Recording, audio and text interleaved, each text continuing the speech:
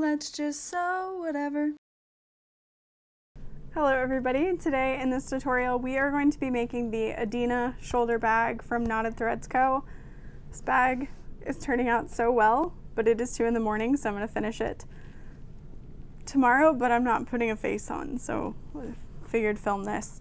I am very happy with how this is going so far. I love the way I've interfaced it this time, and especially since I used vinyl, it just has a nice structure throughout versus when I used Renew canvas for the exterior. I would have needed like 2 more layers of woven to make for a total of 4 layers of woven plus the fleece, so it just felt a little flimsy, but this is feeling fantastic. All the materials I'm using are from my website. On the inside here I used recycled nylon, and I didn't even like straighten it out yet, but it fits so beautifully and like it just sits so nicely. It has a great weight to it and it feels luxurious in my opinion. I love the bridge connector that we've got going on here. It's just such a satisfying click. And then once we have our buckle attached and that strap on, it just creates such a beautiful shape. You can make it however you need to, and it's gonna have a nice point to it. So you can make that smaller or bigger. Yeah, I hope you will stick this one out with me. It's kind of a long one, but it's gorgeous. If you're looking for a very detailed, perfect tutorial, check out Knotted Threads Co.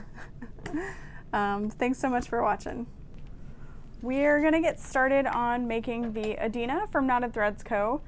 I have done a cutting video for this if you need some additional help with cutting it out. The one thing I didn't mention that I just did is I cut the slit in step 7 on this panel. But other than that, we're going to go ahead and get started on top stitching the base. I'm going to skip adding purse feet, and I also did not add an extra layer of interfacing, but if you added that extra layer of interfacing, this is definitely going to be a step that'll help keep everything down and in place.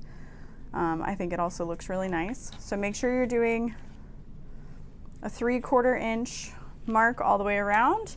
You could also use, she has in the picture our little ghosty template to help you around the curves, but I'm just going to eyeball it.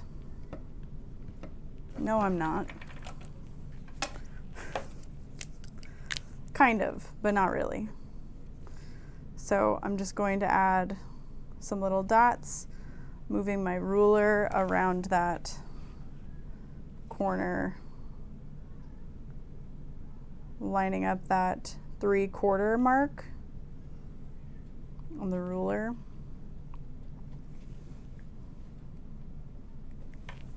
Yeah, all right, we're good. Long thread tails, starting somewhere kind of inconspicuous, and then go. And then on that curve, you can just go nice and slow. You can leave your needle down and kind of pivot around if you'd like.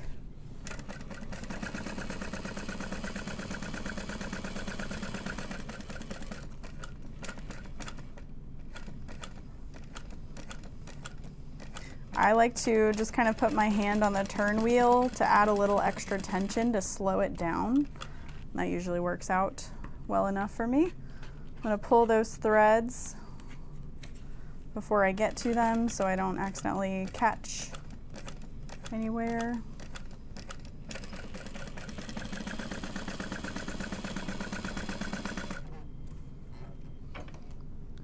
And then I want to get that last hole, that last little stitching bit lined up as best as you can. And then you're just going to pull the one thread to bring up the bobbin loop and tie that off. And then you can add a little bit of glue or tape there.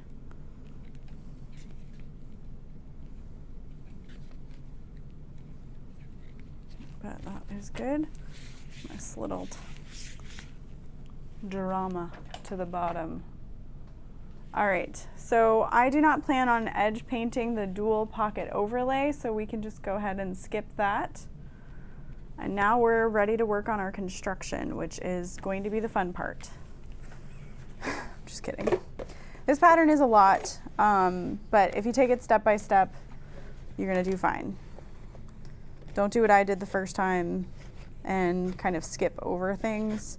They're written in the pattern for a reason. Okay. Okay. So I'm going to grab 2 of my corner point stabilizers. We've got our 4 side accent, outer strap panels, and then our strapper keeper. I have to find that. It's somewhere. There it is. Okay. So we have our little strapper keeper and the backing, and I'm not using a strap bridge. So we can leave all that together. So we're going to start with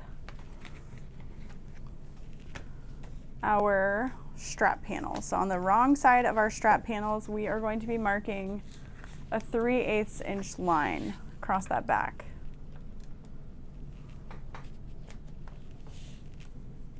Until they intersect. And that'll help us know when to stop sewing.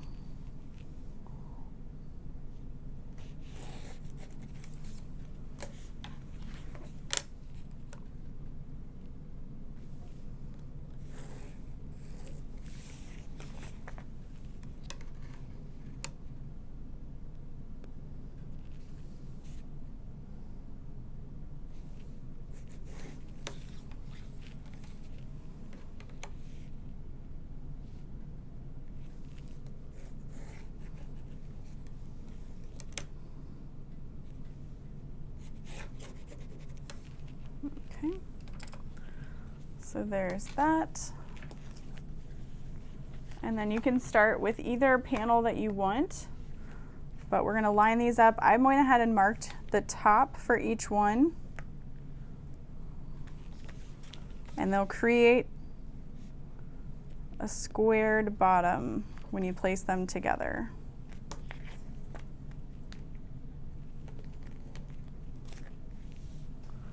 And that curve should be facing out, so it should curve up to meet on either side. Oh, it's gonna be so pretty. So we're gonna line that up along that top edge and let it kind of overhang a little bit. And at the bottom, we're gonna clip that together. And your interfacing on that accent piece is bigger on purpose. Just FYI. So it will be hanging off the edge, and we're going to start at that point. We're going to line that up, kind of curving that a little bit, and start at that point. Needle in.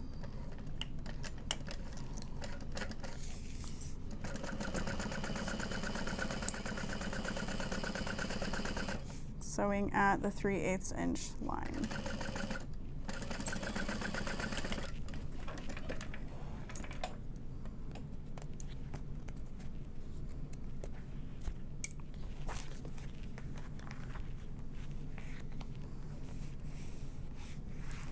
Those are so pretty together. All right, and then we're going to repeat that on the other side.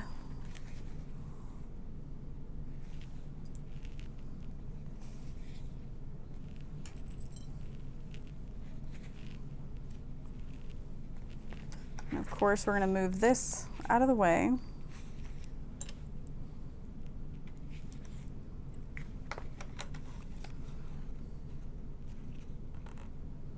Kind of manipulate that to sit together. And this is where she mentions that she'll add like a little staple to help hold everything.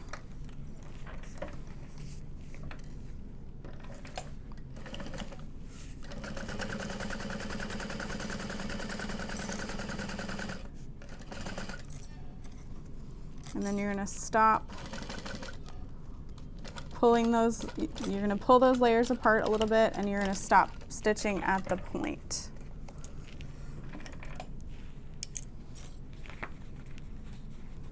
And just kind of verify everything's looking good. And then you're gonna turn the excess out of the way and line up your bottom panels. And then we're gonna sew up to that intersection line.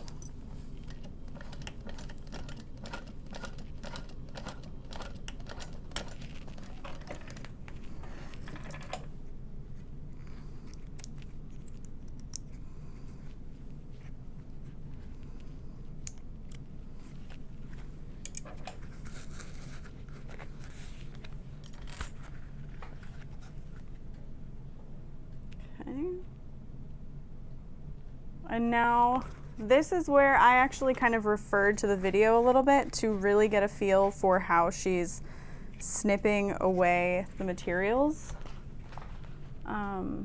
So at the top of each seam, snip horizontally into the side accent seam allowance only, 3/4 inch down. Yes. Okay. Kind of snipping and angling that. We're just reducing the bulk for later.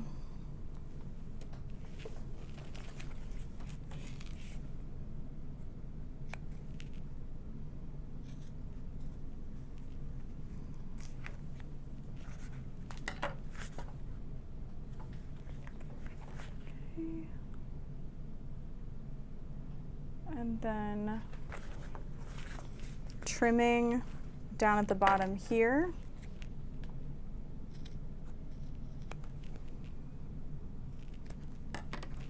Just enough so everything can sit nicely, because this gets folded underneath and you want to make sure that that can sit nicely. So we'll go ahead and curve this area a little bit more.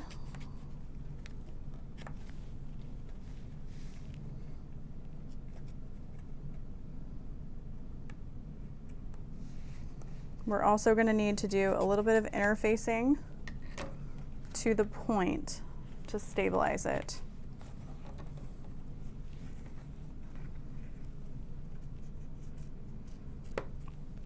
And so you're just going to trim away until those layers sit as flat as possible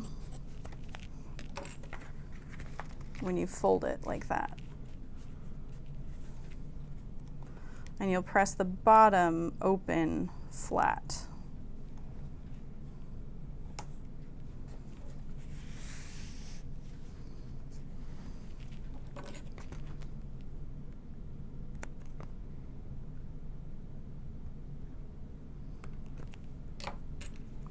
And same up here at the top, you'll just press that open.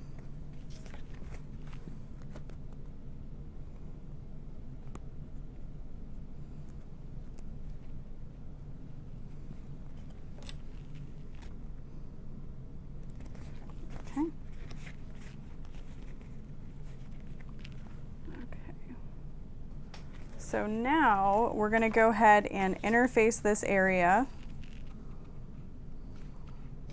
with our point stabilizer.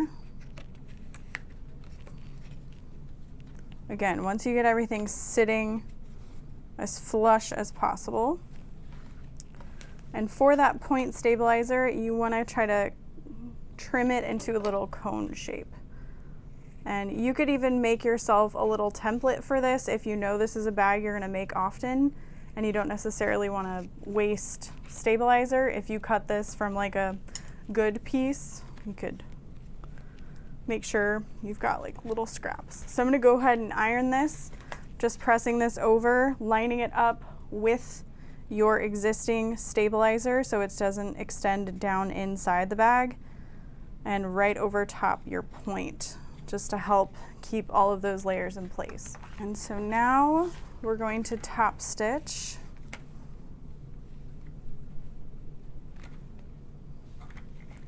on your side panel, well, not on the accent, the main area. We're going to start at the top on the side to help tack that down. And then we're going to stitch through the foam and your stabilizer.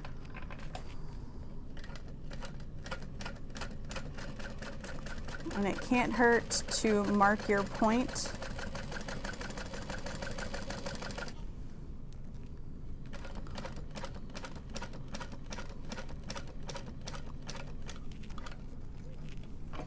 If you need to. Make sure that your needle is coming back up before you continue on with that, because you don't want to skip a stitch there. And then I'm just kind of back stitching off to tack all that down. And now this one we're going to go ahead and set aside. Because I don't think we need to make any marks at this point. We just need to repeat the other one.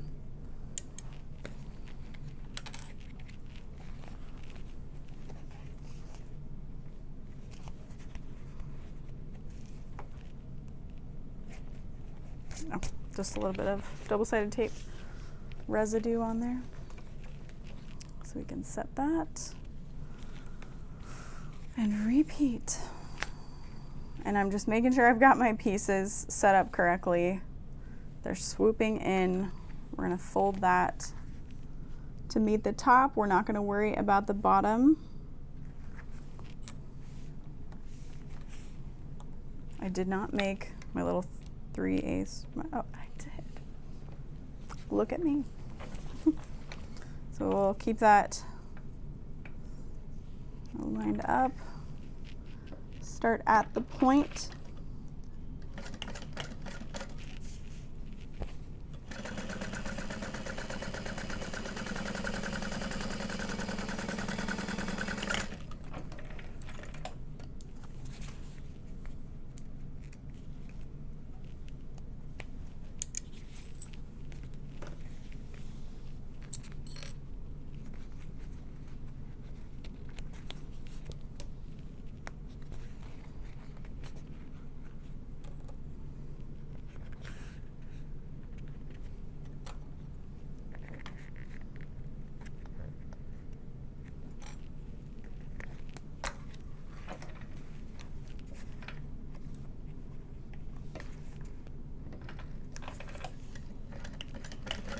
And for this side, I'm going to end my stitching at the point.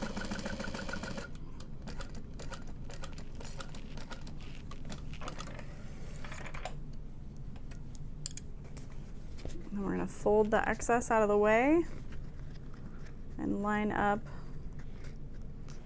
the bottoms of these panels. And she recommends you staple here, just less to have to worry about shifting if you would like to. And that's 3/8 of an inch.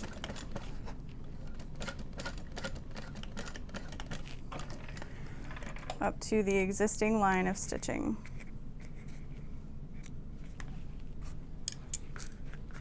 Okay. So then we're going to repeat the same snips, following the curve, trim it down a little bit.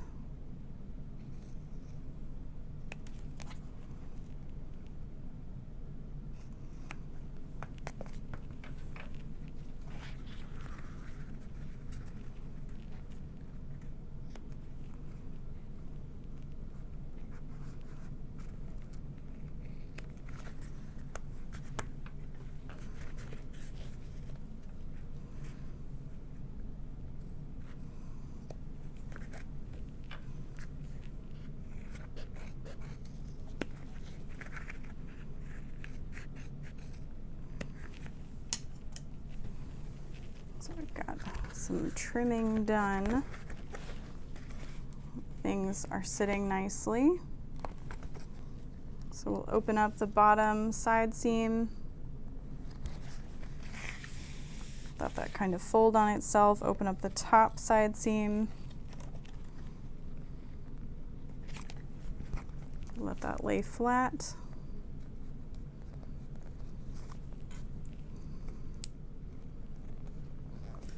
I'm going to leave those clipped while we work on applying that stabilizer to the point. And we're going to repeat the stitching. And this is on the larger piece. You're not stitching on the accent, you're stitching through the accent and the foam.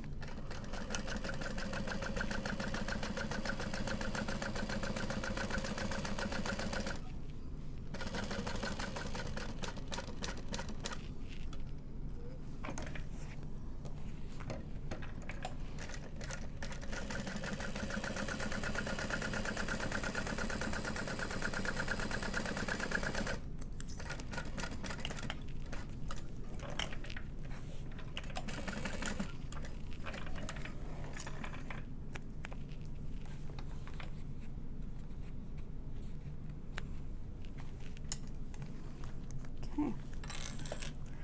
So now that we've got that complete, we're going to be working on the strap bridge, and this, or the strapper keeper I should say, and this one is actually one of my favorite parts about this pattern. I don't know why. So we're going to take our longer piece, we're going to find the center, and you can use 1/8 inch double-sided tape on either side or just a 1/4 inch down the center,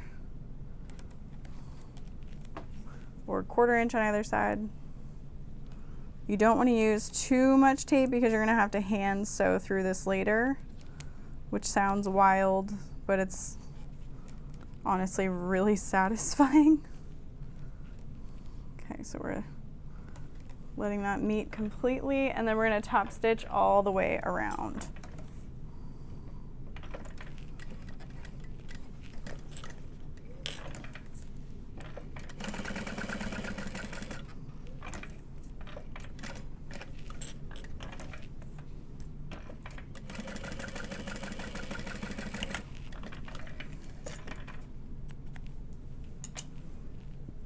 All right, we've got that ready to go.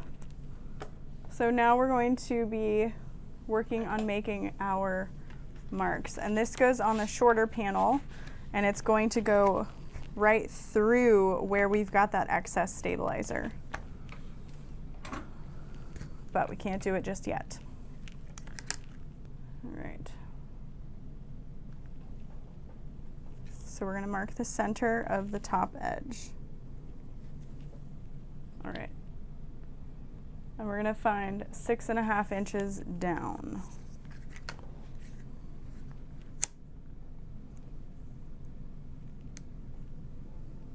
From the center.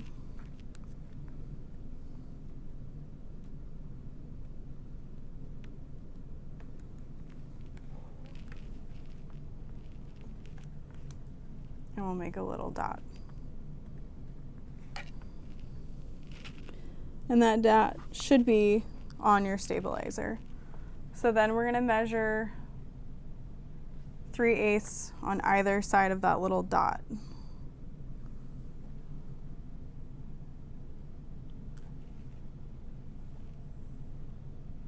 ½ inch down from that.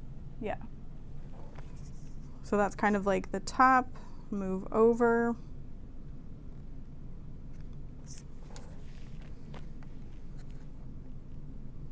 Okay, so there's my half. All right, come on. There's the half. There's the 3/8.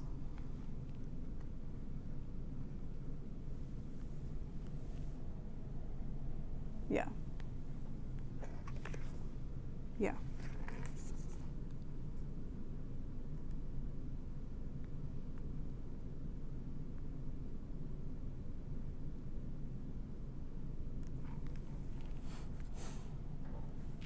Okay. Yes, okay. Lord, it's not that difficult. It's okay. We all have different learning abilities, and that's okay.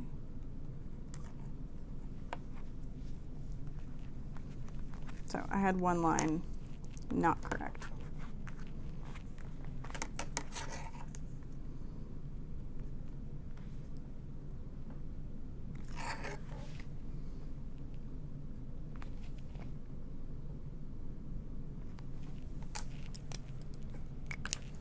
There we go. And we can just kind of take a look, make sure that looks all right. And then we're going to seam rip through that. And that should only be 1/2 inch long. Yes. Yes.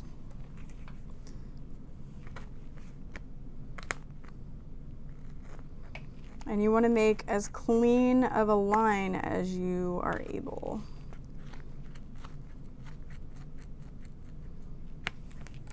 Just cutting through that.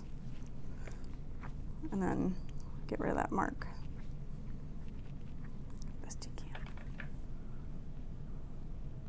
And then we're going to insert our strap keeper panel with the, or strap keeper piece with the wrong side. And I'm just cutting through my foam now, making sure I've got through that. So wrong side is up as we're inserting that, because that'll loop to make it so that the right side is out. And I'm gonna grab a pair of pliers to grab this and help me get this through. Because we can work smarter, not harder.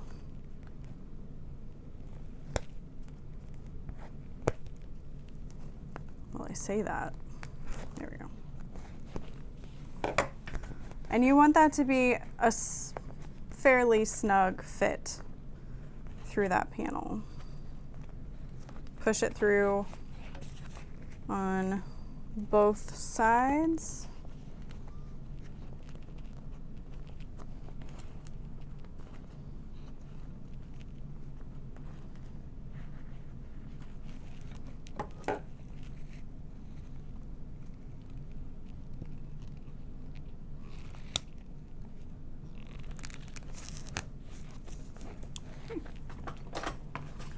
Now that we've got that through, creating a nice loop and making sure your raw edges are poked under that loop. I want to kind of hide them, and these should point in towards each other.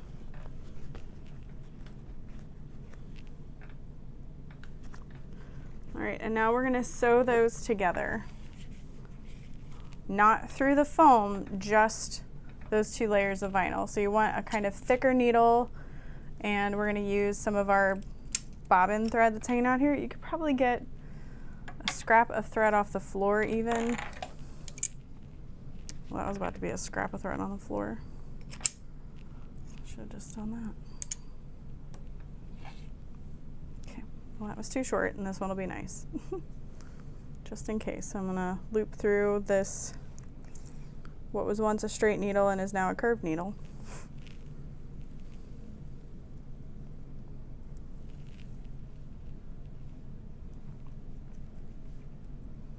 And this never gets seen by anyone but you.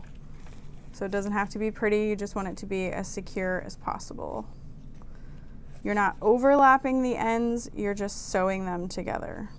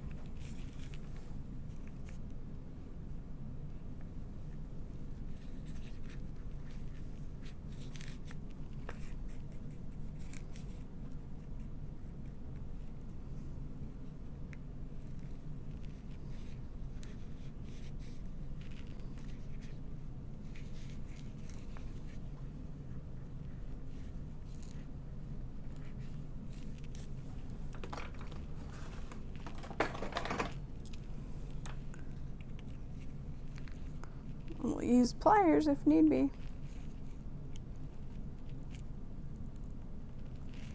To get through all that.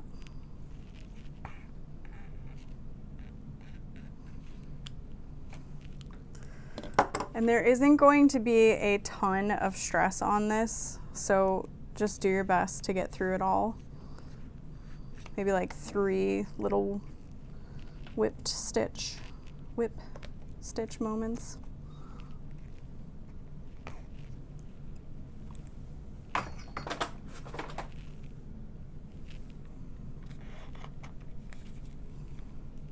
And then we'll knot that off.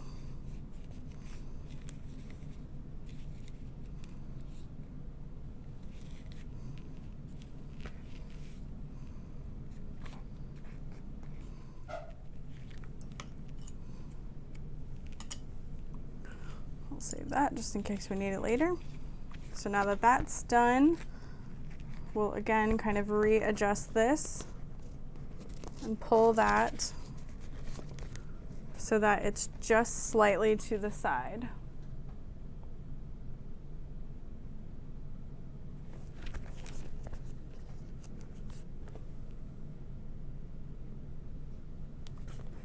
And then we're going to place a little bit of glue. Make sure it's exactly how you want it. Looks good.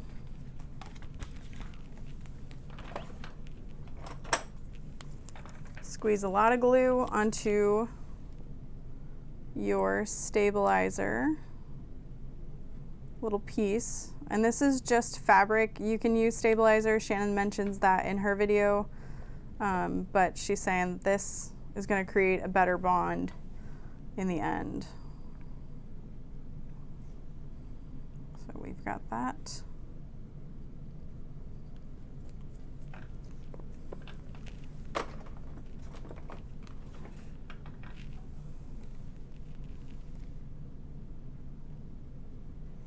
And we will lay this over top, centered.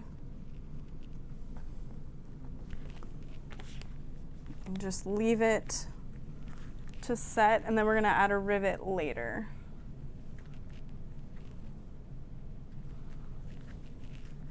That's so good.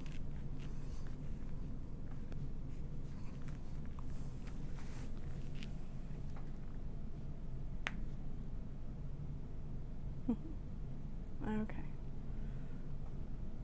Punch the hole and go. You don't really want to punch the hole right now because it's still pretty wet. Trying to think if I have something heavy to set on top of it, but just leave my seam roller. There we go. We'll leave that there. All right, so I can work on the side that isn't waiting for the glue to dry while I wait for the glue to dry. So we're gonna grab our main panels out of here, and I'm gonna grab a metal nameplate and decide which is the front of the bag. I like how the blue, well, the blue is a little off center, so I'll go ahead and do this one.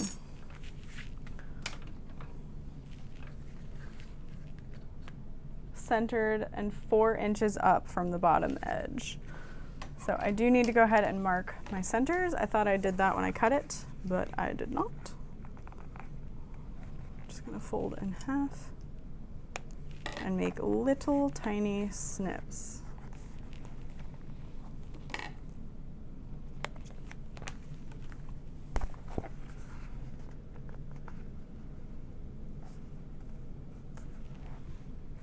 Oh, well, I did for this panel, but I didn't for this panel. That's funny. All right. Okay, she said 4 inches up from the center, and that is what I shall do.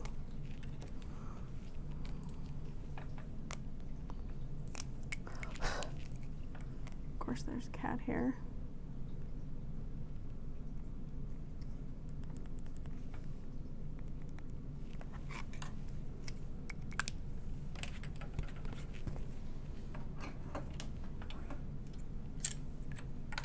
And then we're gonna make a little slit to secure the nameplate.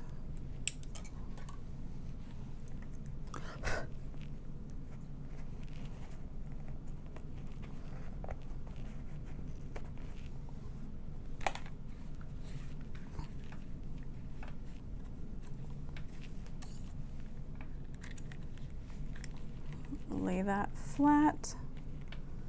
And then I'm gonna place some not double-sided tape, some duct tape, a different tape that starts with the letter D, over top of that.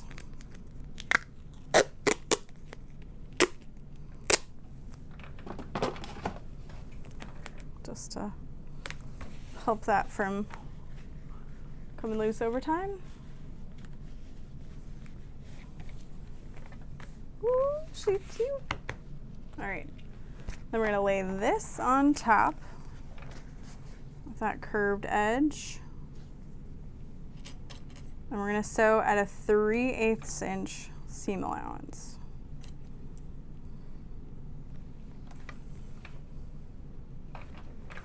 Through the stabilizer on that side panel.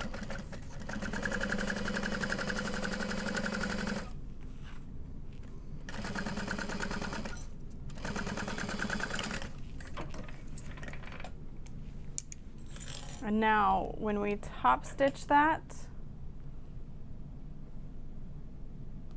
it's on the main panel.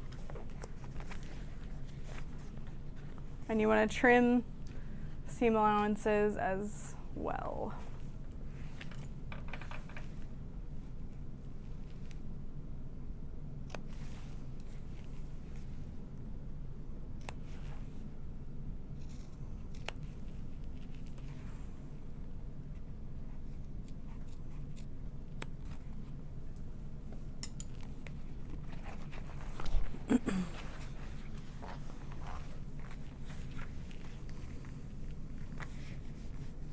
When everything wants to sit towards that main panel, that's good.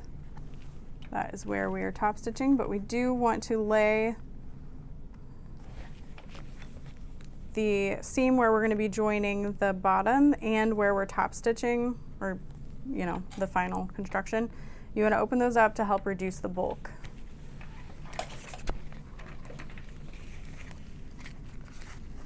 So I'm going to start at the side here, just to help tack that down. And then make sure your seam is nicely pressed open. I should say pulled open. You don't want to press the seam open because you're top stitching through the bulk.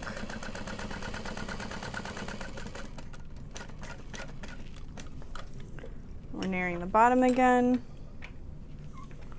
And that's where we'll back stitch to keep all that together.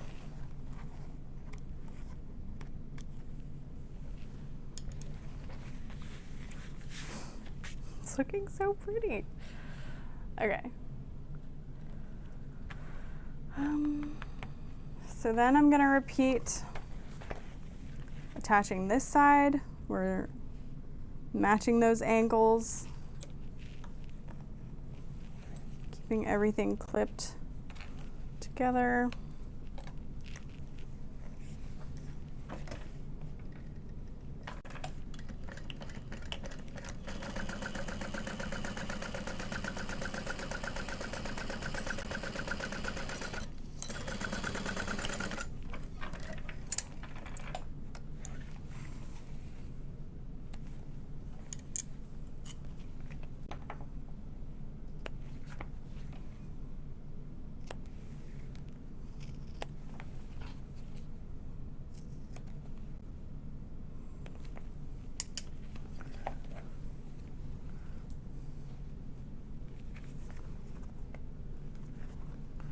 And then hopefully we're getting closer to our other side panel having dried.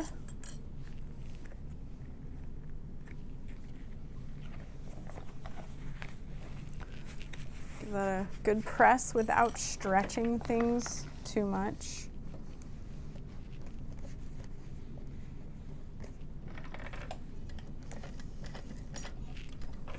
we are top stitching on the main panel at 1/8 of an inch.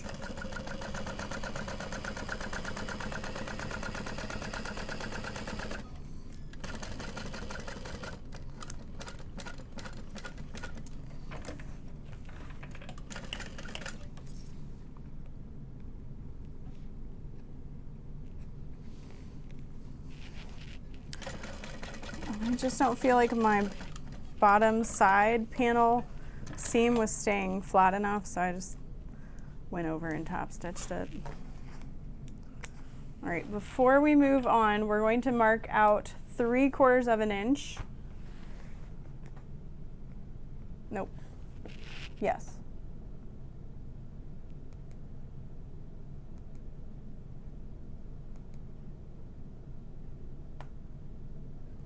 Mm-hmm.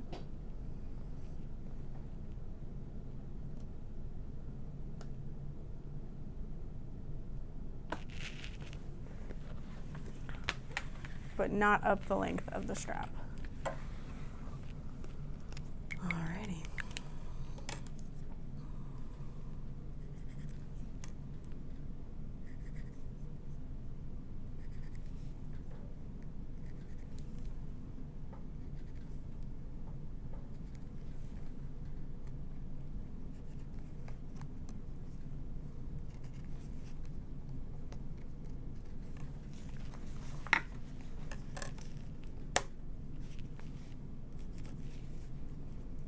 Like I said, this was something I kind of skipped the first time I made it. I was like, I don't have time for that. But we gotta make the time.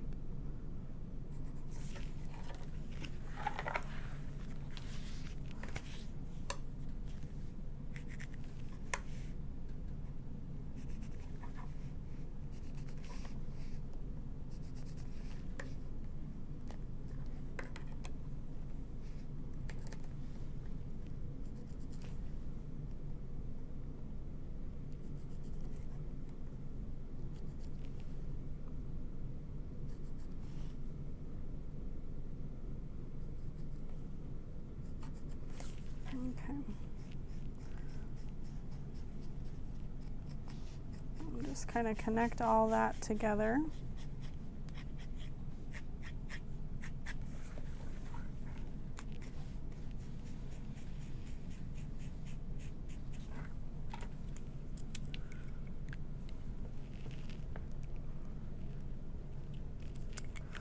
And for the strap, we're going to meet them at the center line, just past the foam. So we'll grade that in a little bit more.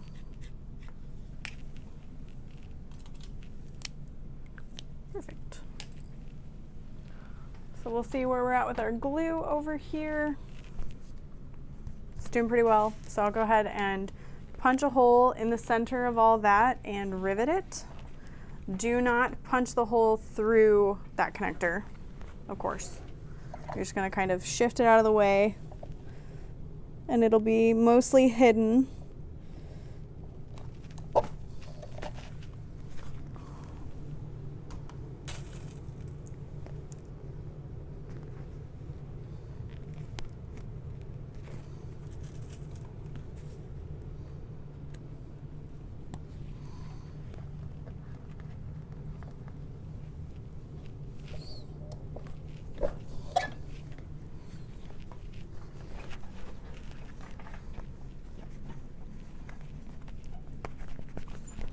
All right.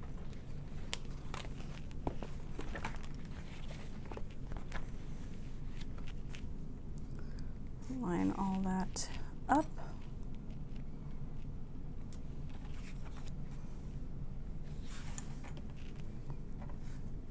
And then I'll continue making those marks on this panel as well once I get it attached. And then we're going to complete our exterior loop.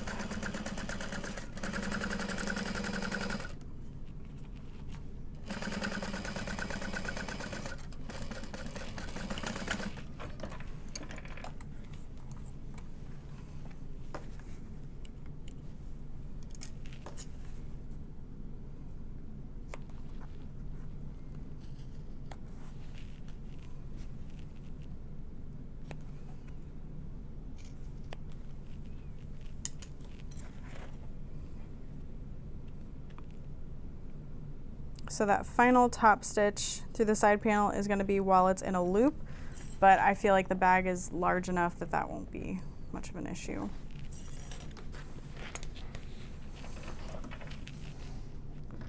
So top stitch that open.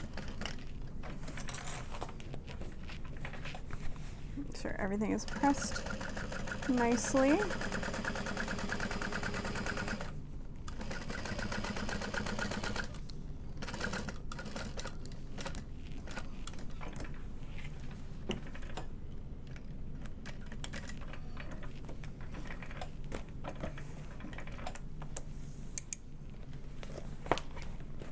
And then here I have to continue little 3/4 marks.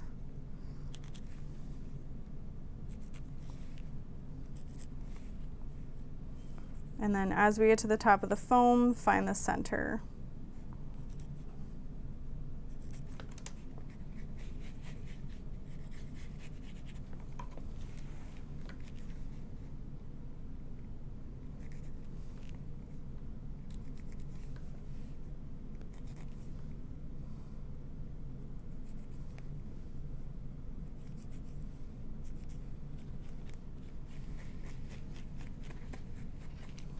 Right.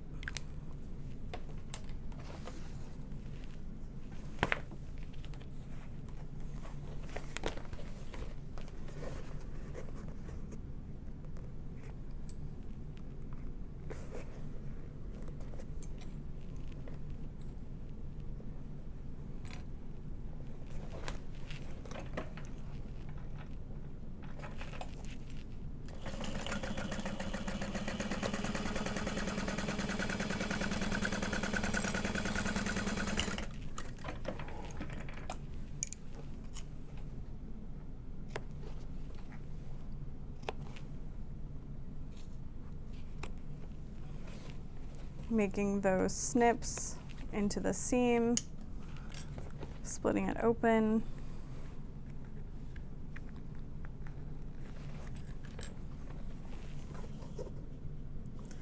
And if you are worried you maybe aren't the best sewing in a loop or with top stitching, then I would try to make it so that you're finishing the top stitch on the back of the bag, not the front of the bag, like I'm about to do.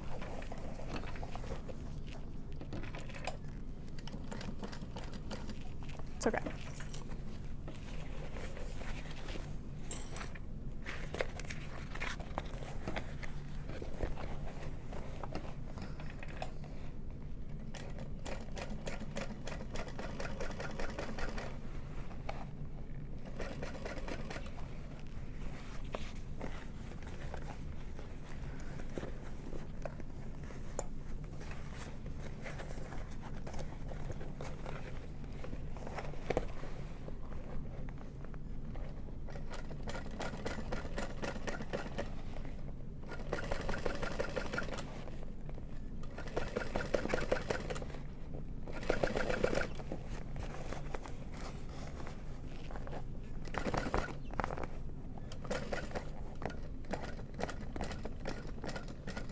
And then I'm slowly pulling the clip off that seam and pivoting so we can finish that off.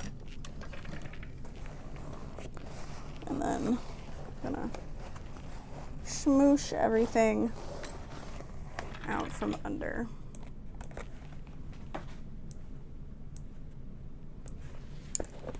And then we did that. All right.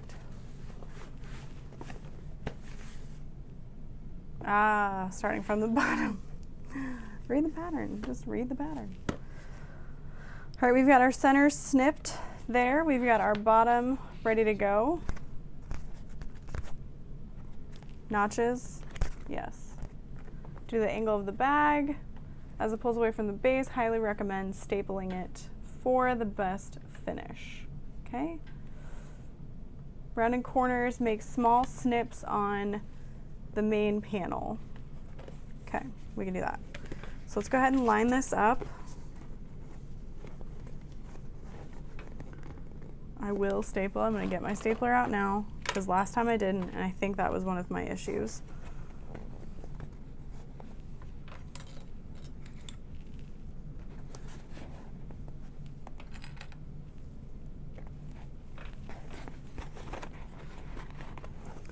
and start with a couple clips at a time,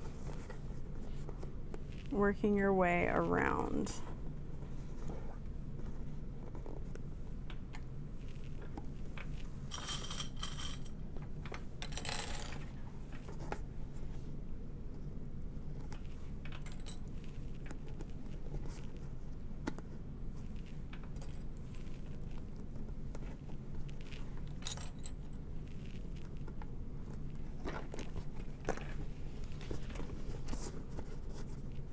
And we're gonna end by dealing with the curved sides. Not stapling anything just yet because we wanna make sure that we get everything nicely fitted. So we're left with this little curved area. So we're just gonna make little snips.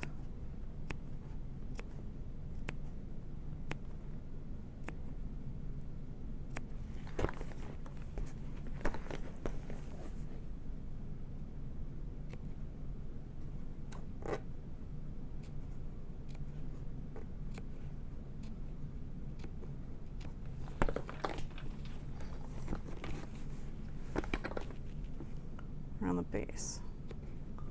Because for this pattern, we are not making the base fit inside of the main exterior. We're making the main exterior fit onto the base. So it's very different. Because we're gonna sew it like this, not like this. So we're going to press that down into the corners.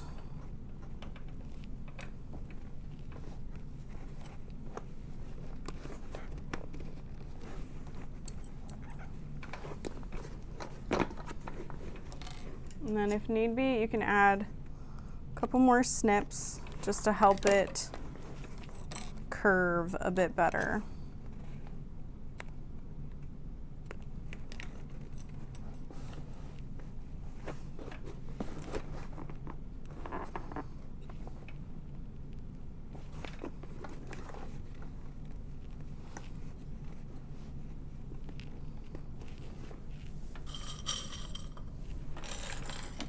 No such thing as too many clips.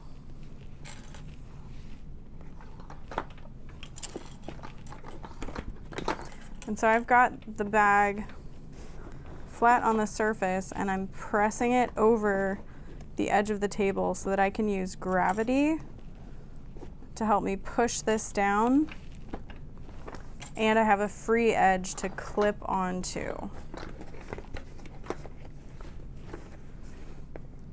Ooh, well, that curve lines up perfectly. Minimal effort.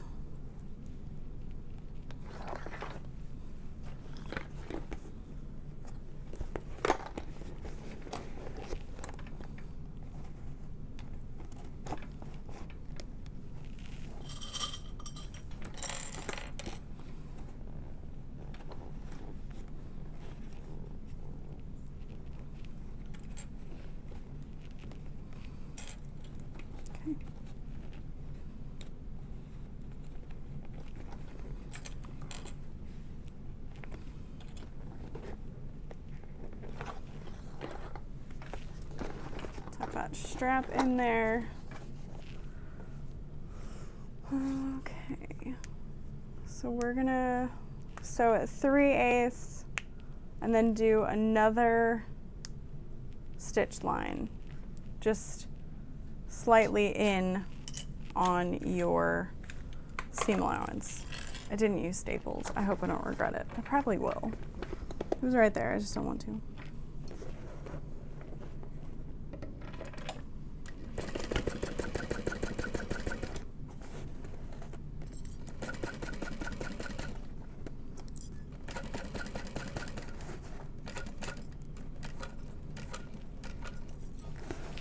Going slow, making sure that your layers don't shift and everything stays lined up. And sometimes I'll stick my hand inside to make sure everything just kind of pokes out the way it should.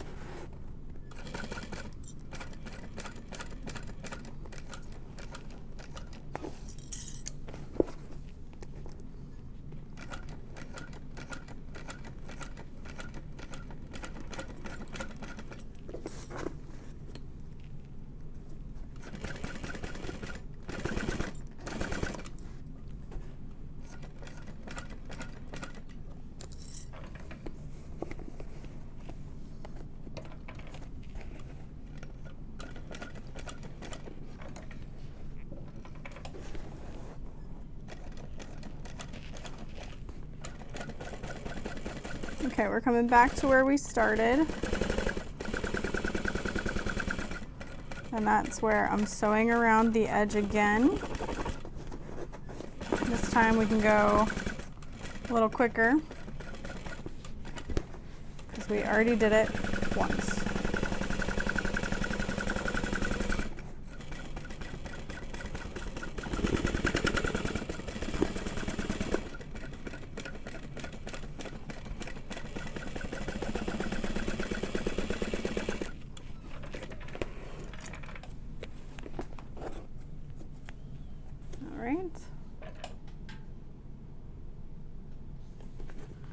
Remove staples and cut notches.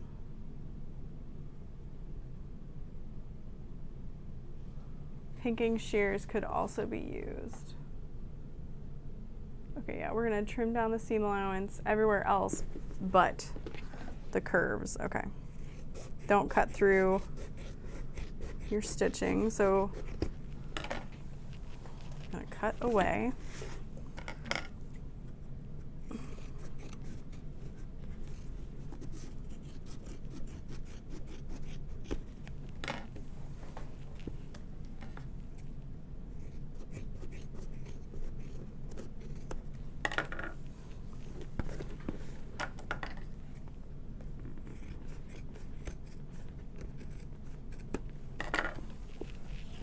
Take some time and cut monster teeth. Yes, just next to but not through the stitches. Okay, I'm gonna switch to the Pro shears, the Kai Pro scissors, because they it's hard to explain, but they do the cutting for you. Like, they take way less effort to move. It's wild how different they are. But both are great. Truly.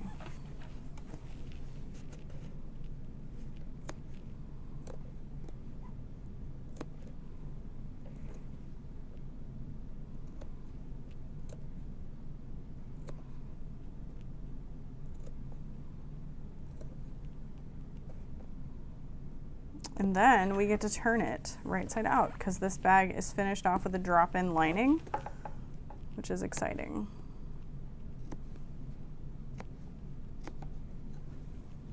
Okay.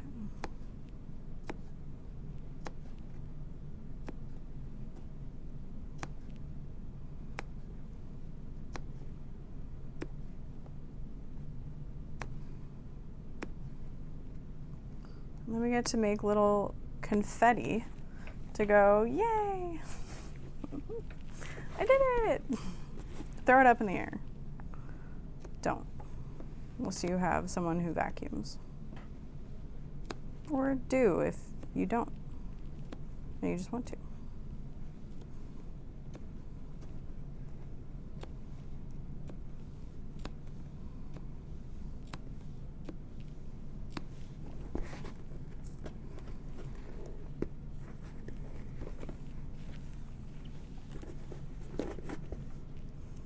One more corner.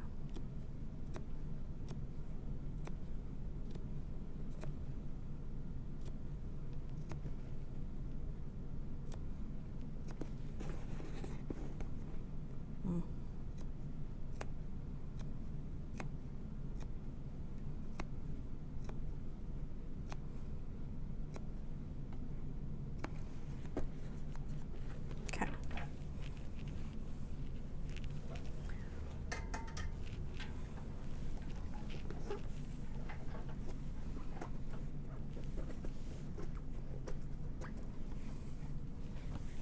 All the little confetti pulls away, and now we can turn it.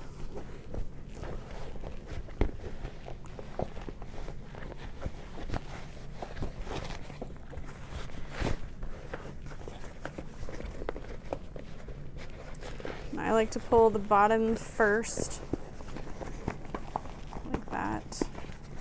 Just kind of press everything else away.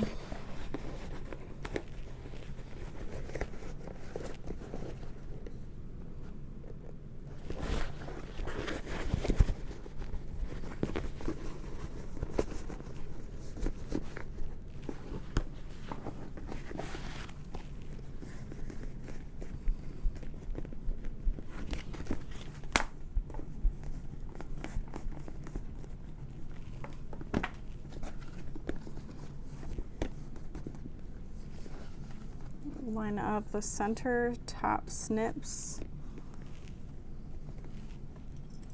just to kind of clip it closed for right now.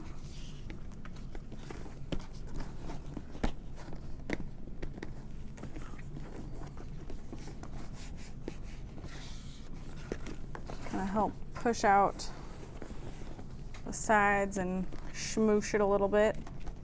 Start the smoosh. And if you need a little dopamine, you can clip that together just to get an idea of what it's going to look like. Get the smoosh started.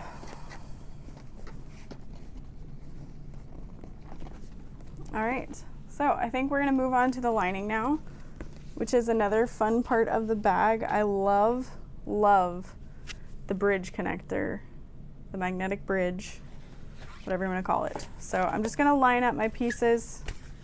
There's really not that many more to go. We've got our lining bottom. We've got our upper lining piece. Pocket. Pocket. Yes. I want to clip my little woven label here so I don't forget to add it, because I think I want to have that kind of under there. And then we want our magnet pieces. Need to make sure we have our washers, and then we've got some really long stabilizer pieces that we're going to need as well. And there are my washers. On the wrong side of a magnet bridge, we are going to measure 1 inch in from each of the long edge and draw a line. So we've got our long edge there. Nope, that's not what I meant. 1 inch in from each side.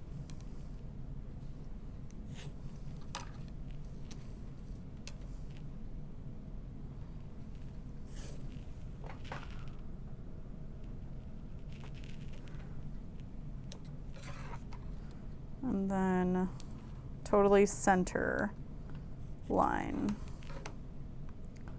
So I also love the way these come together. I just think it's such a fun little origami of sorts, the way it happens. All right, magnet bridge backing. We need our upper panels. We don't need to worry about our lining right now or our magnet necessarily. So we're going to be applying double-sided tape, and then we can make a little notch on the narrower edge to help us know that that's our bottom, but I feel like we'll be all right. So then we're just going to apply a bunch of little pieces of double-sided tape to the top edges.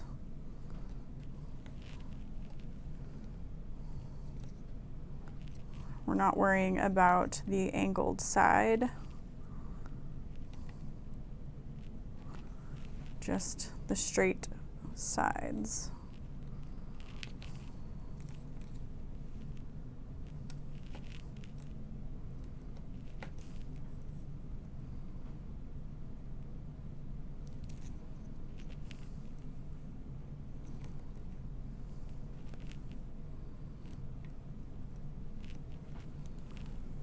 We're going to need more double-sided tape, but there it is for now. And then we're going to have the short side on the bottom at the moment. Okay.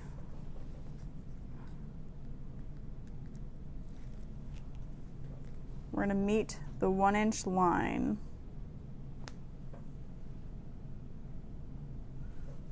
For on the other side, yes.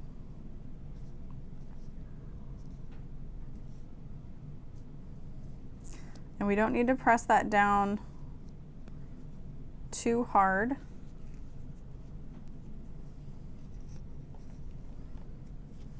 Because we're going to end up peeling it kind of all back. But the little side we can peel away. Come on.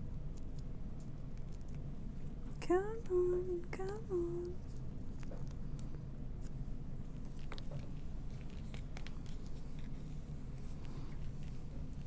And then the side should line up with your center notched edge. And we can just repeat that for both sides. If you would rather get a feel for how it works, then just do the one, because then you don't have to redo them both if you somehow mess something up. But we've got our center line, and then that, no. The opposite side, 1 inch, yes. Yes, there we go. And then the center line is where you line up the little sides. So we're gonna top stitch this at like 1/8 of an inch.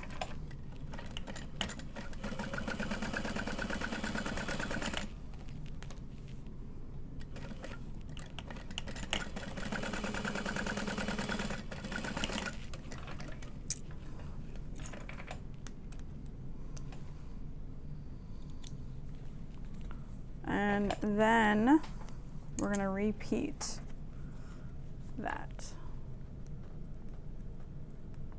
And this time we're folding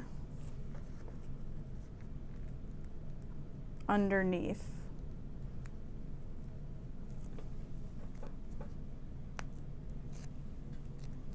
Peel that away. And the shorter side is going to get tucked up under this.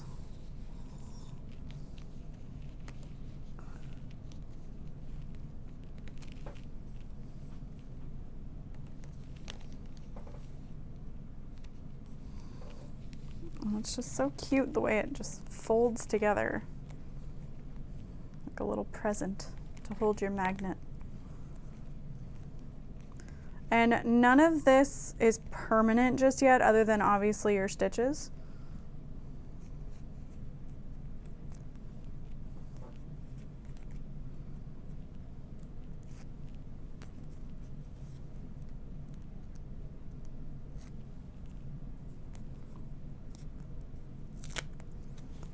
Peel that back and folding this up and under. Gosh, it's so precious. All right. Still have that pulled back, and we're going to top stitch that again. Watch out for that tape.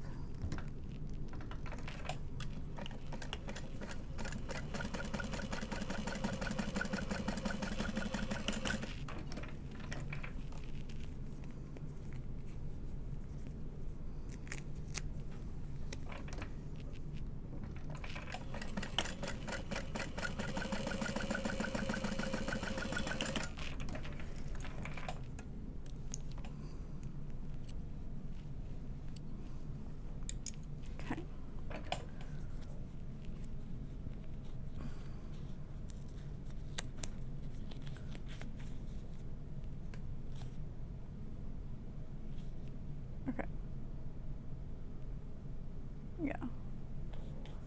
So we're gonna find the center.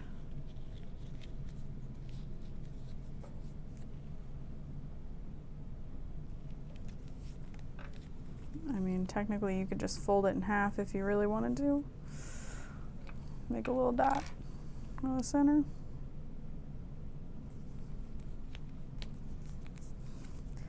I would make sure that you definitely have 18mm magnets on hand. First time I made this, I only had 14mm and it did not work. And then make sure that your prongs have room to open up. I'll be honest, sometimes I don't care about the orientation of my prongs when I install a magnet, but here it really does count. You want to make sure they're off to the side. Now we are marking this on the front side. We're going to open that up.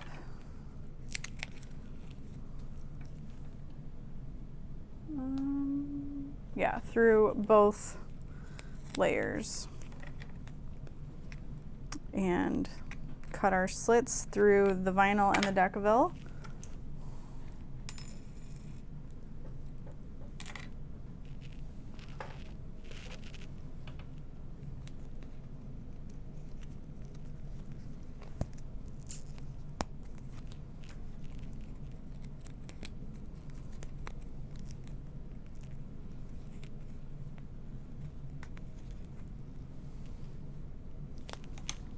And then press that all back together. And we're also going to end up adding some glue into that as well.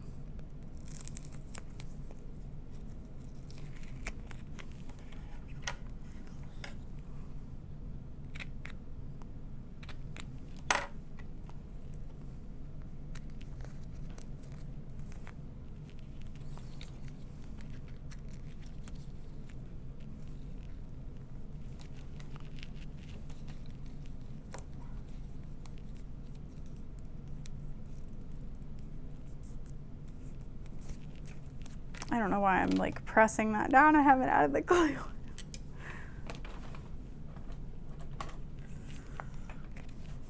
All that's about to change.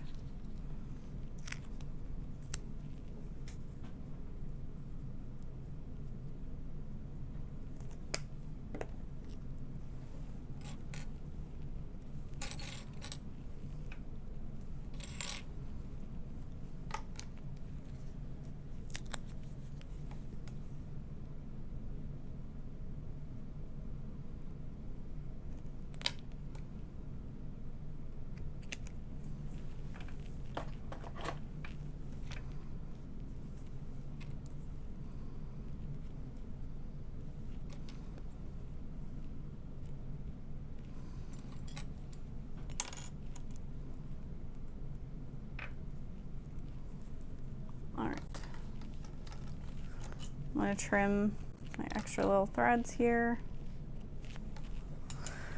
And then we'll move on to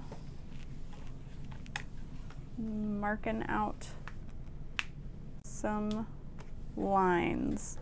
So we've got our upper lining panels, and we're going to draw in that 3/4 inch mark.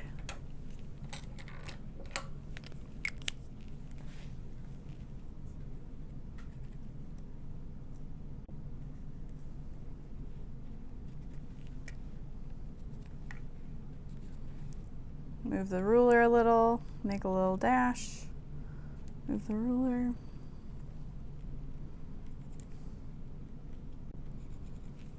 And we'll trace that all out.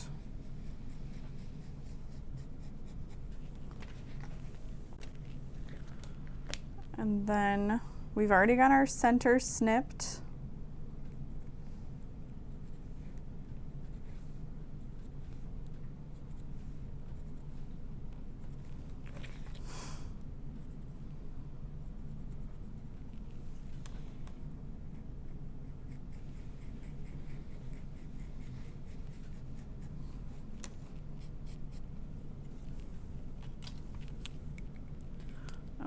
I moved that. That's okay. We'll use this ruler. So now we're going to make a little bit more of an obvious mark in the center just for myself. Okay.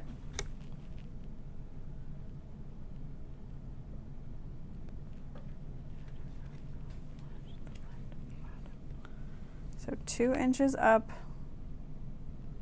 and 1 inch left.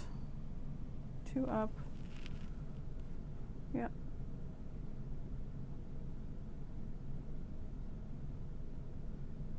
So 1 inch down. And repeat that. 1 inch over, 2 inches up. Yep. And a 1 inch long line. We're gonna cut those open.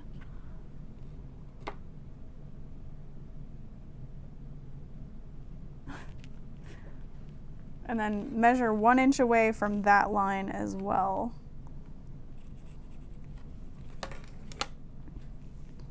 That can be after you cut it, but we're cutting through this one, leaving the other. So the one closest to the center is what you're going to cut out. And I am just making all of these marks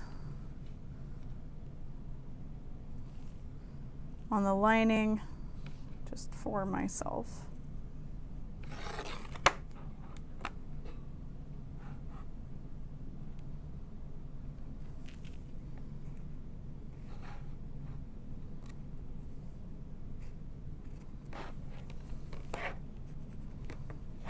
Cut, cut.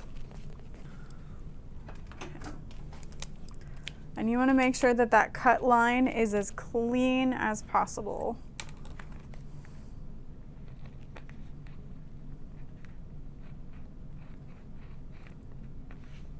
So I'm just going to get it started with the scalpel, and then I'm going to cut through completely in one snip.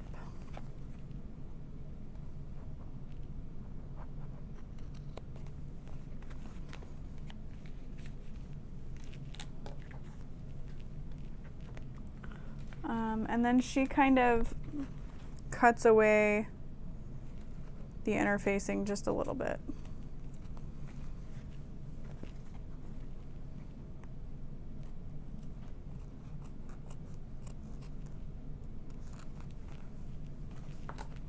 So you don't see any fuzzies around that area.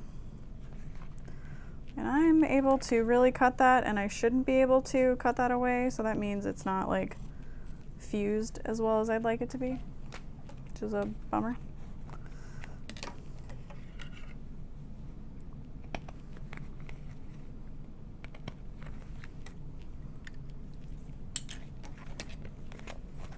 If you feel like you can, you could even rotary cut that open. That would be good.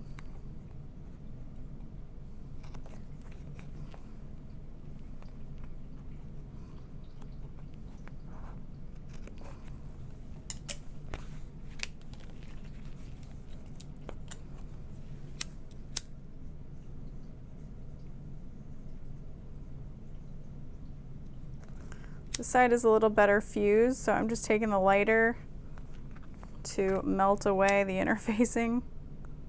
It's kind of satisfying. I think I'll melt it here. Might help it stick down a little bit. All right, so now that we have that done, we can apply 1/4 inch double-sided tape along the inner side of that drawn line. So this is going to help hold our magnet bridge in place.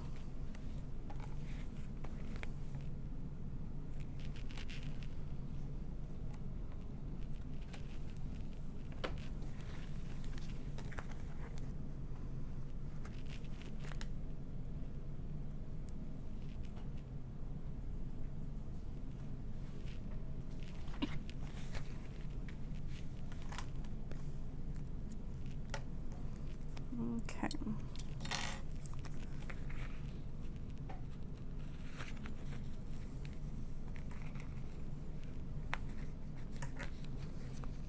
And just take the time to get that to sit nicely.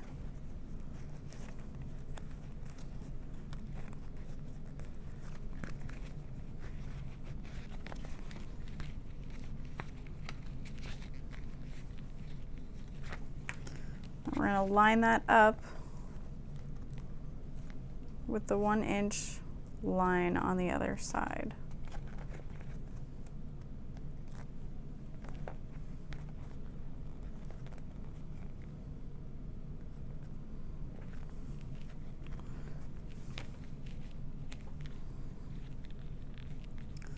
And the way it's folded underneath gives you this bulk right where it needs to be and creates this fun little bloop. It's 1 in the morning, nearly. So this is what you're getting now, a bloop.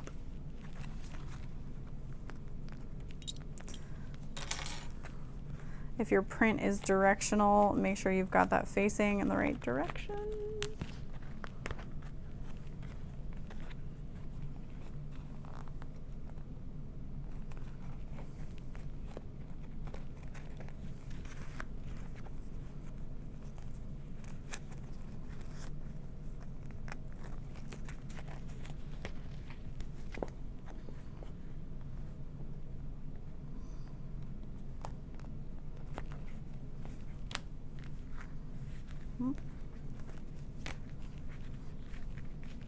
Again, just a beautiful little bloop.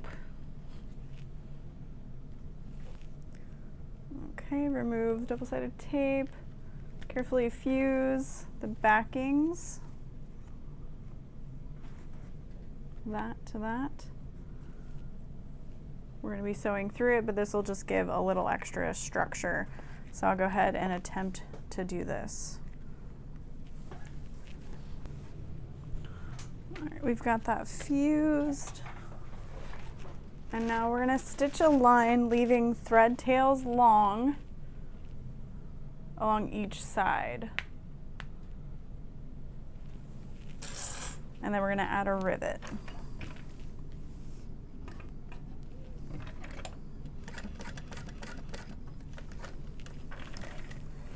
Sometimes I'll even count the number of stitches I'm adding.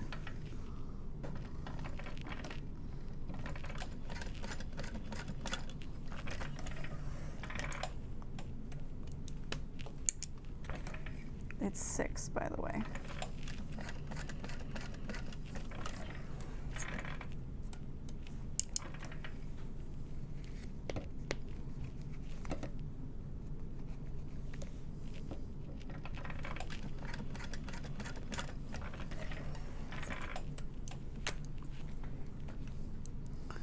We'll pull all the threads to the back.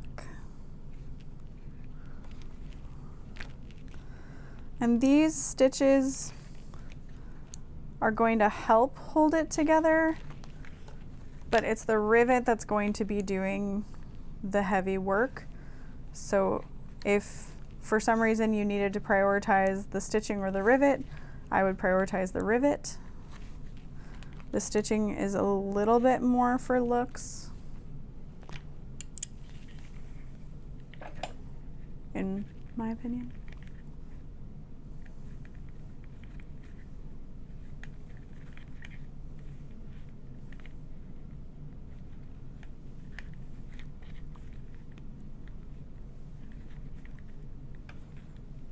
So we're going to find the center and measure 1/2 inch out from the stitching to place the rivet.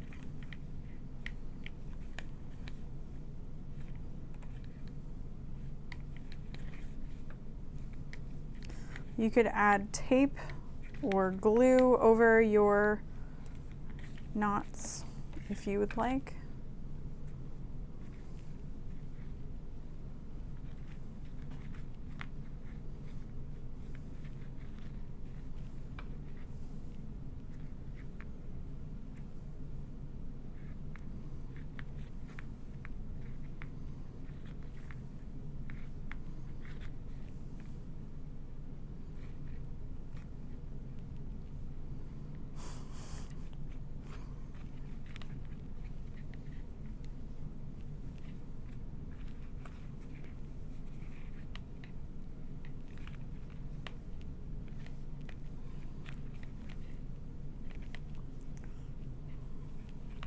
All right, so cute. I'm gonna measure 1/2 inch centered from my stitch line.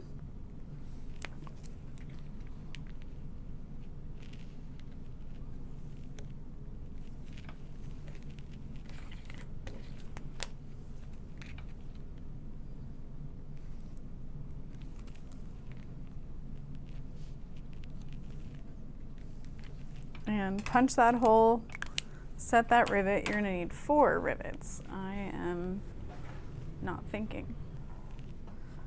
And then make sure that the glue underneath is setting well enough. Otherwise, you can clip it a little bit more.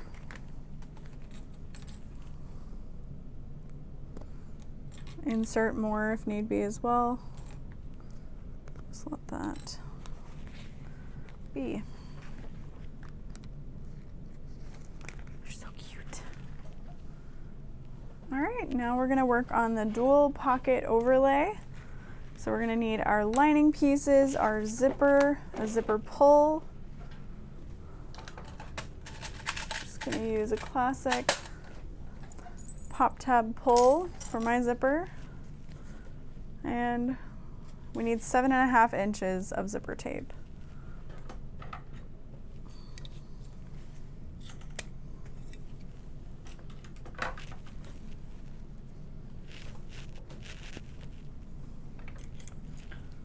And we do not need the pull attached. So we're gonna grab one of our lining pieces and our pocket pieces. Move the other one out of the way. I kind of wanna add, I guess I can add a little tag. Maybe just a cork tag to it.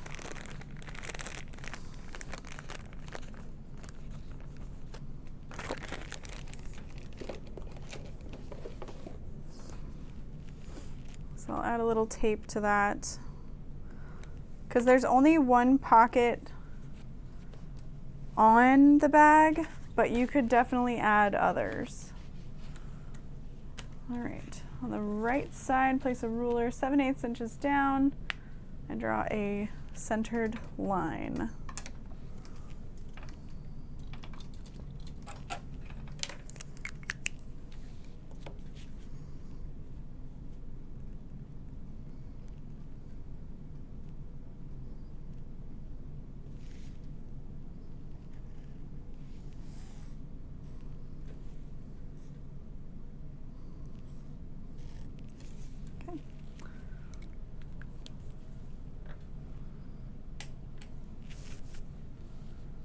Create that box, and then we're gonna lay the overlay over top after we make some marks and add some glue. Okay. Slip pocket lining, which is the smaller one.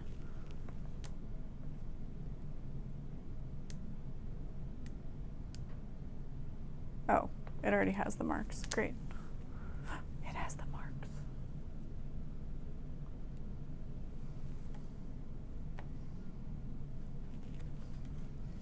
We're just going to apply some double-sided tape strategically to help us keep this all together.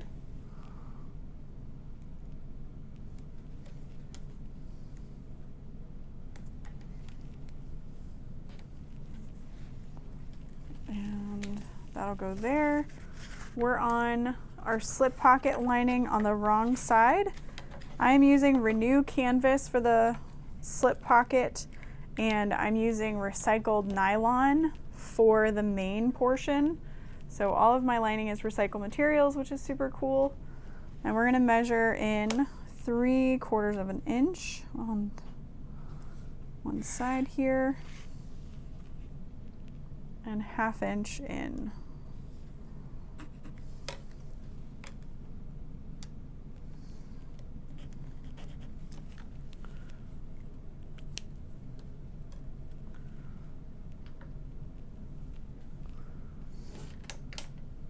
So that's it that we need to do to that, but we'll go ahead and stick this down into place.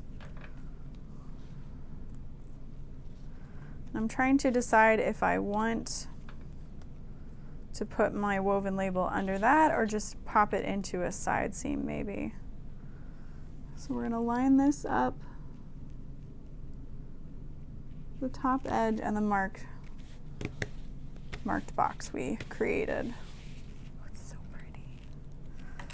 Because the one reason I don't want to add it to this is that would put it at an angle that I don't love.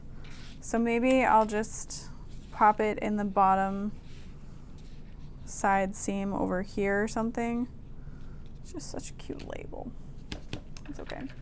So we're going to stitch around the outside edge and then cut away the excess.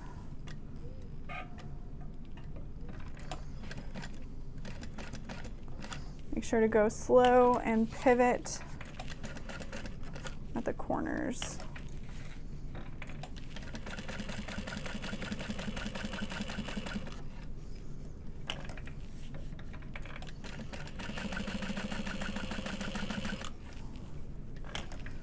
Shannon showed in one of her little live chats a very curved version, and I wanted to like release that as like an add-on or something because it was just so beautiful. I loved the shape. All right, do not cut through your overlay. Just trim that away.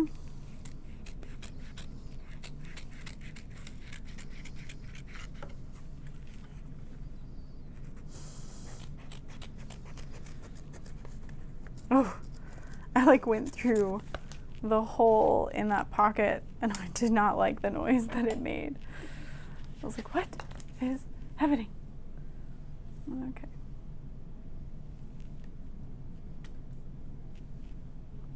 Snip halfway through the vertical lines here. And we're gonna apply some tape to that. Okay, I've just about had it with this 1/8 inch tape.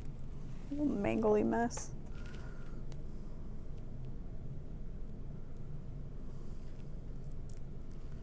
We were rooting for you. All right, so that's gonna go, this is all happening on the wrong side of this, by the way.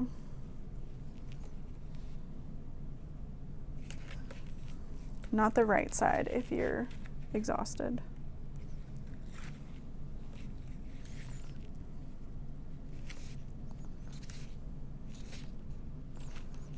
Okay. So that's how that's gonna look. And then we're gonna apply some more double-sided tape above, below, and on the sides.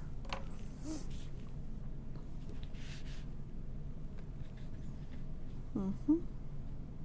Mm-hmm. Mm-hmm.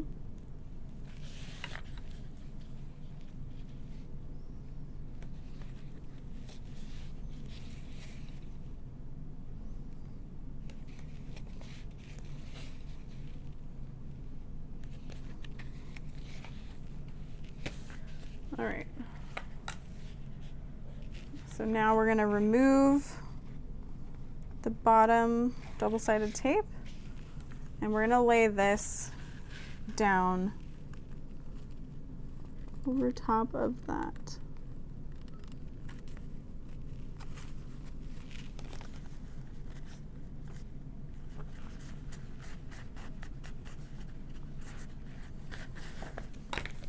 So when you look in, you shouldn't see that folded edge. That's going to be within that seam. So now we can flip that over and top stitch through that to secure your fabric into place.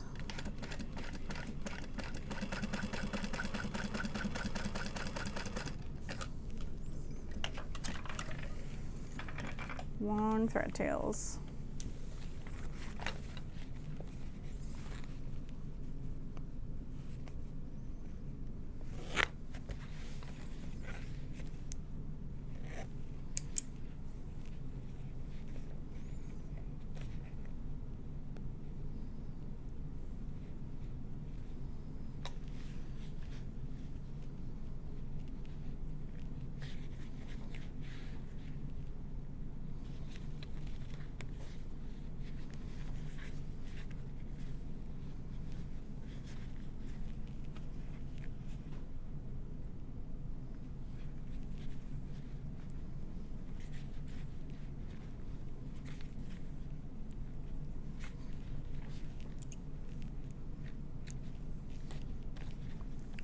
Snipping those.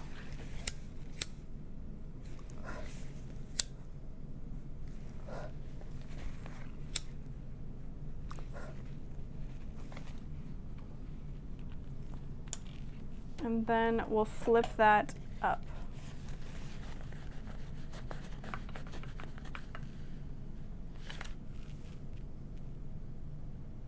Yeah. And we can peel back the upper piece of tape to place this on top of, like that. We'll sew the side shut, and then we'll top stitch above the line.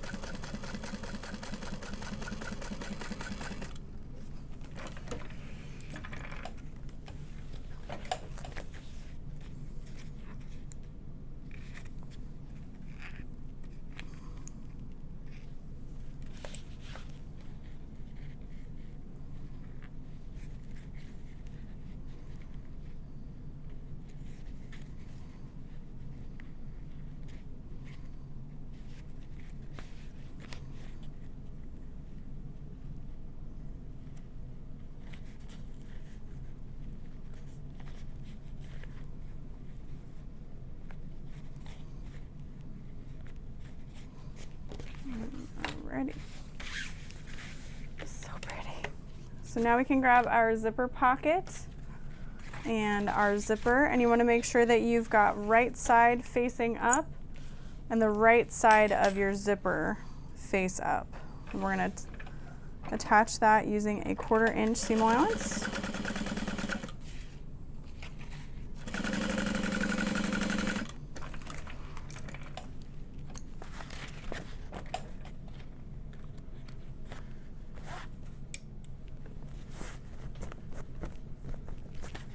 We're going to measure 3/4 of an inch from each side of the zipper window.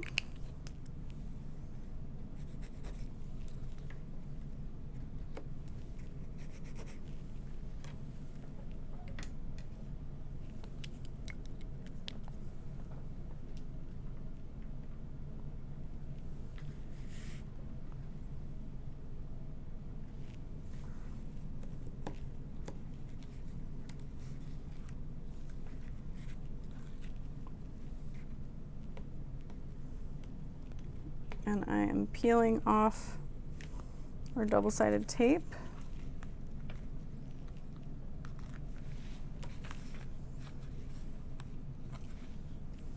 Okay, and this is going to go face down like this inside of all of those measurements. So we're looking at wrong side and wrong side.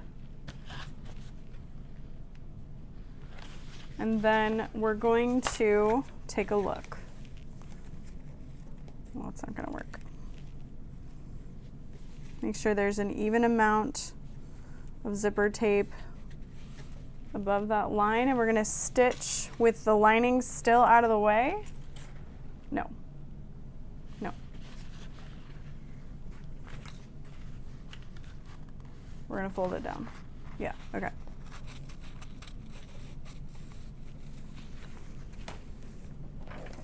Only under the zipper. Yeah.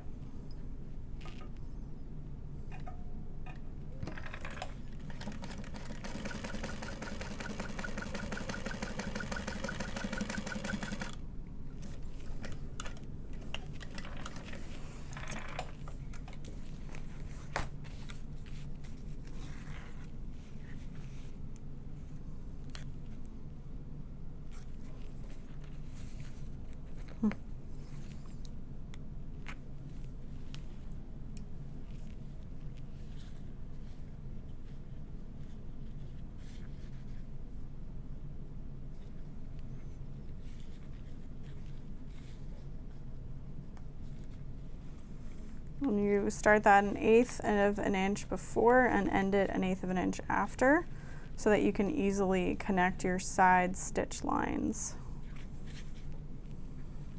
to it. We'll add our zipper pull. My heart sank for a second. I was like, oh, I didn't add that. It's okay. You about to.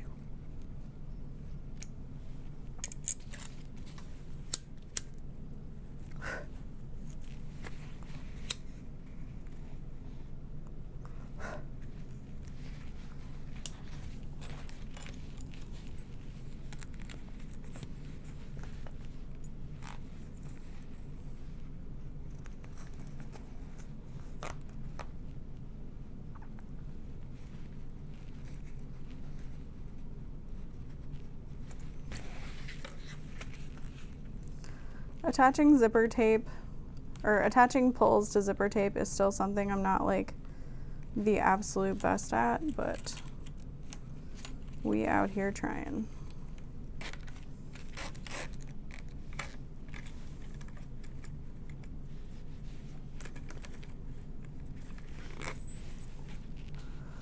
And you don't want there to be any kind of bulge, and you don't want your zipper to be open on the other side. So that's why I unzipped it off completely, because there was a bulge, and when I tried to fix it, I kind of lost it. So this could be a dexterity issue for some people, because it is for me. I've seen people put it on this way. I feel like I've done it every once in a while, but like now it's an open edge, so it doesn't really help me.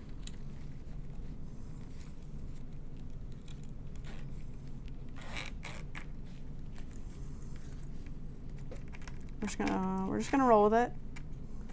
We'll be fine. Okay, so we've got that taped in place. Zipper pull attached. And we're gonna fold that up. And we're gonna go over, up, down, and then close off that pocket. So clip that to the top edge.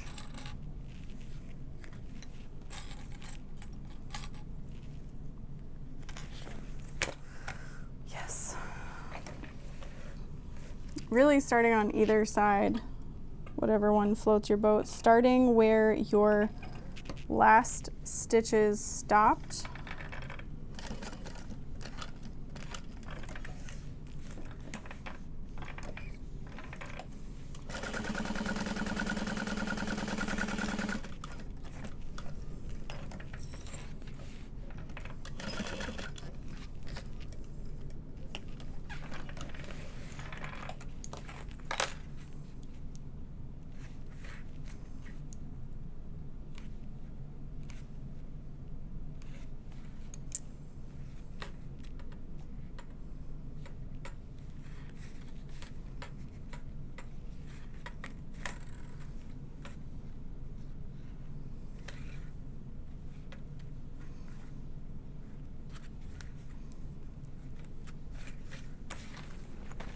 And we'll close that pocket off.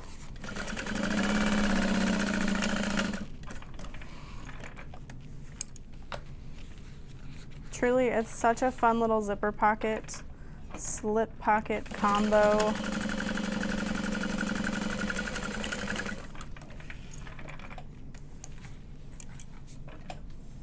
So we've got that.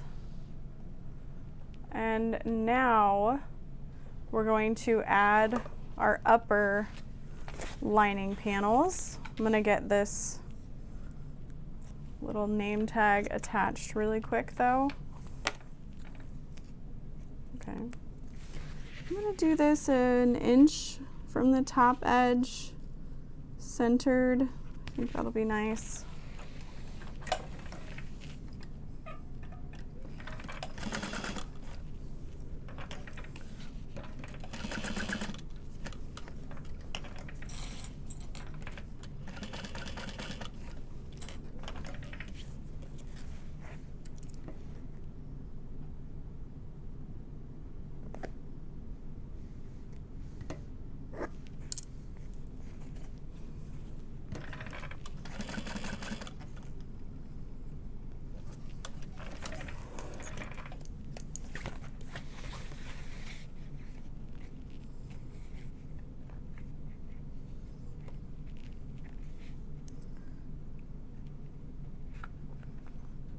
And when you're pulling your threads, just remember to look for the side with the loop. So right now I have 4 that really don't have a loop that's coming through. So that's good, I've pulled them all. You don't want to keep pulling or you're going to lose a stitch.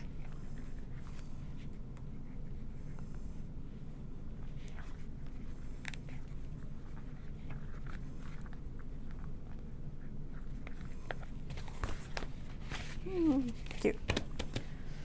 Alrighty. We'll find our center, line that up. At this point you'll need to remove any clips so that you can actually do this part.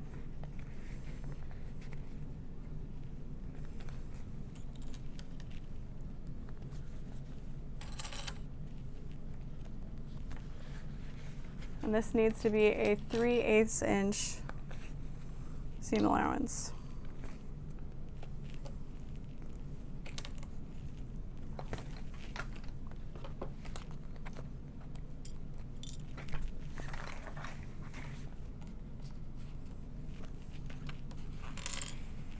And we should still have, well, I guess we don't have a center mark there. You can make one. I'll get that clipped.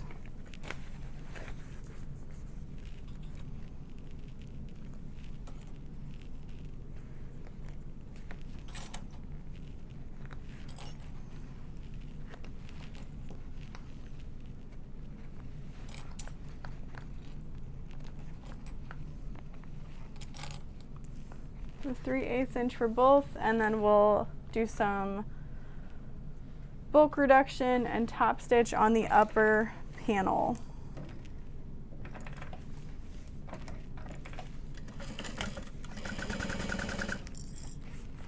Okay. And she recommends, if need be, a little zipper foot. if need be, so that you can get that true 3/8 seam allowance.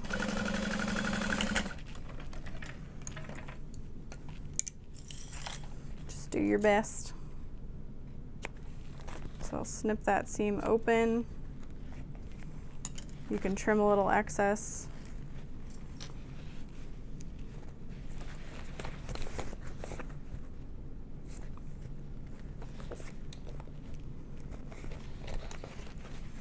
And the bulk, the majority of the bulk should be pointing up. Oh my gosh, these colors together are so cute.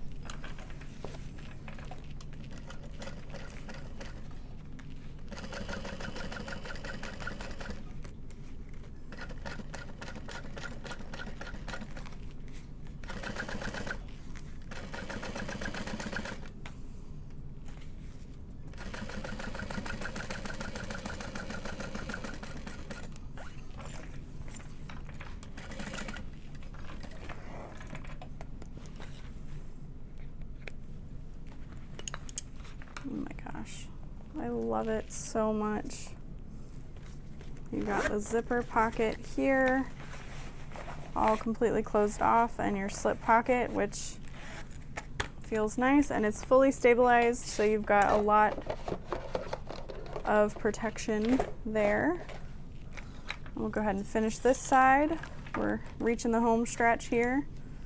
There's a lot more to do, but we're getting through it.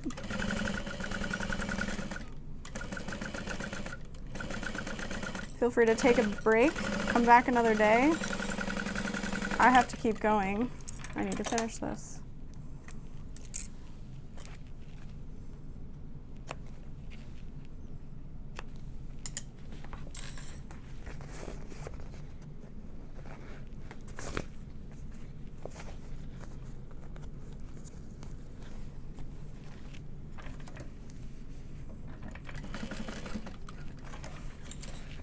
This bag does not have a zipper panel, and it really, with the way it's shaped, it kind of can't. But it is a really cool bag still.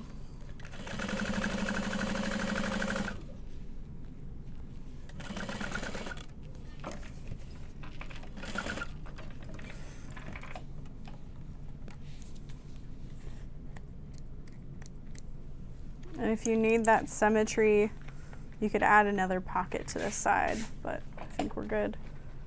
So now we're gonna grab our stabilizer. We'll go ahead and shape it to that cone shape that it needs to be for our corners. Set that to the side. And we need to draw a line on these pieces here.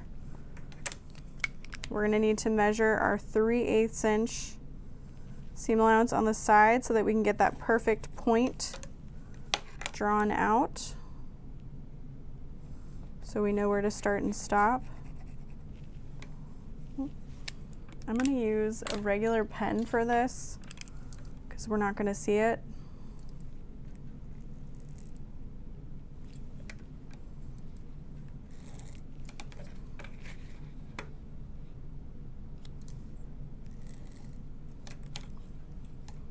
Well, close enough.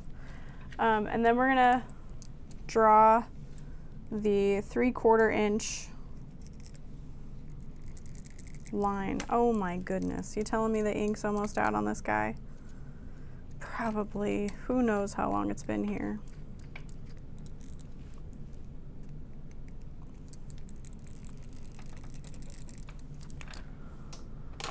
Yeah, that checks out. All right, how you doing? You're good. And then as we get to this side, we're just gonna kind of bring that in gradually.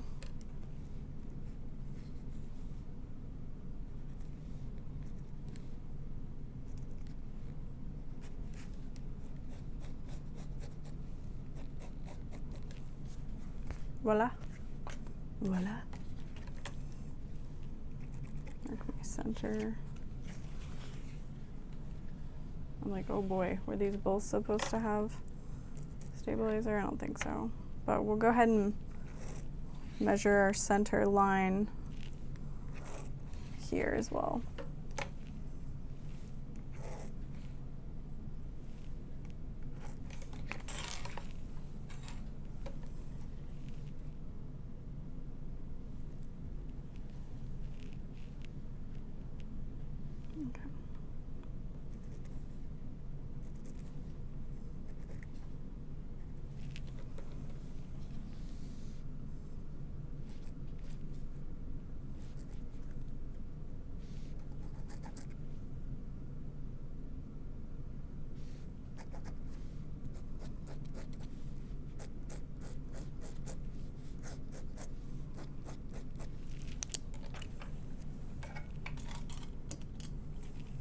So that is ready to go now, and we've got those stitched. So we can come back.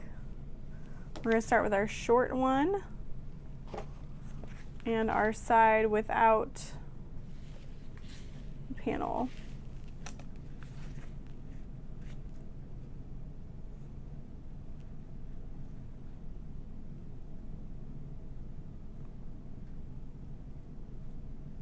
So I'm starting with the other side, but you can start as it says. My eye just went to this step first, so that's where I am at. But it is the correct side because in the diagram it just shows that the other side is connected to this, and that's what I'll do next. Okay, and we're just gonna sew up to that point, similarly to the exterior.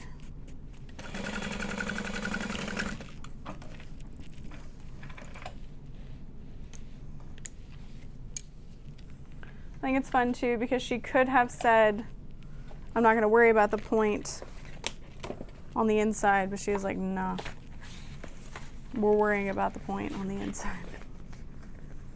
It's just so beautiful. I remember when she sent me a picture of her like first iteration, the first iteration she showed to me, I should say. It may not have been. And I was just like, dang. That's a work of art.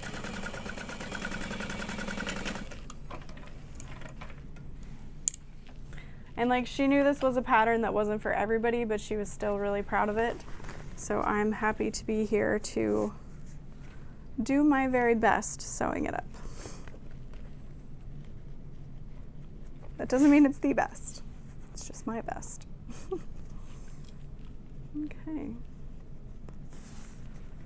So now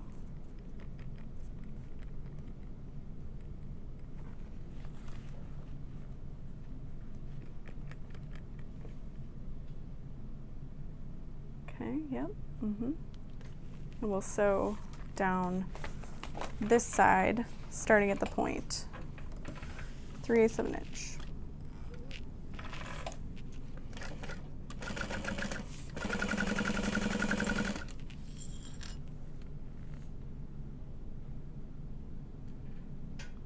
Okay.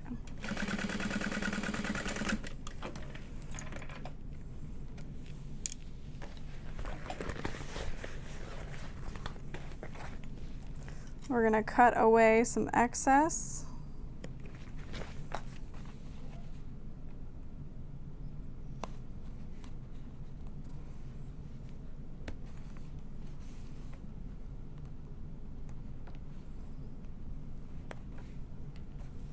So everything just sits a little bit better. And then we're going to open this up. So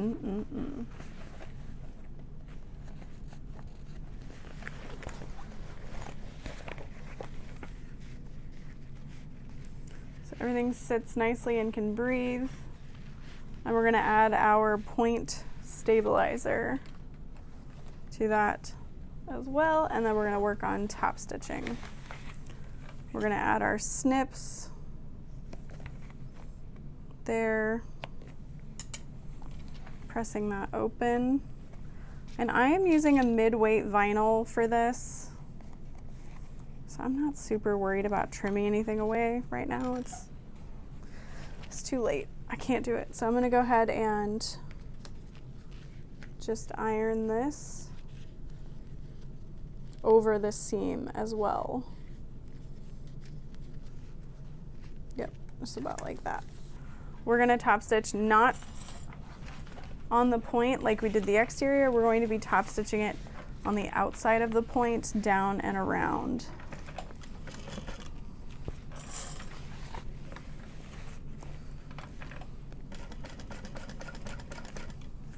Oh, these colors are just so beautiful.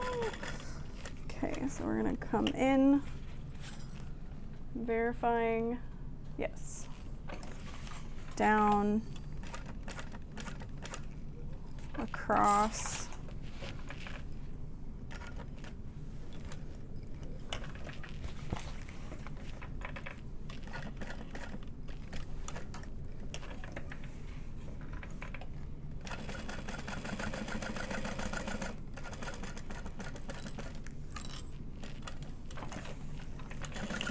tack that open.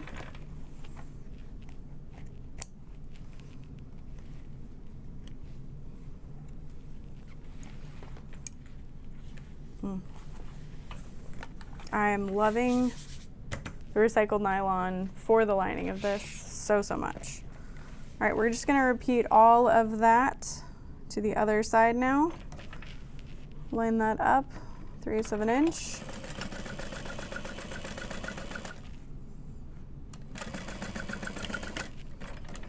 Stop at the point.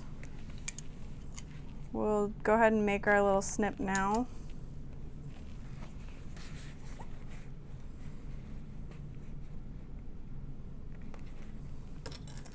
I'm very glad I had the templates to cut this. I think that precision cutting made even more of a difference, of course. With shapes like these, that's expected. But yeah, some days I just don't have the patience for that. So we're gonna line up that top accent.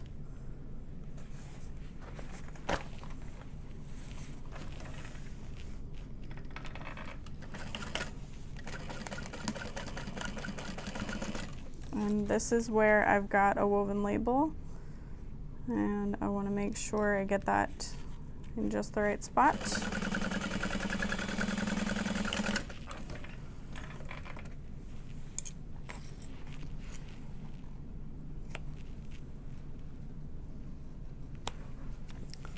Trim away the bulk at that corner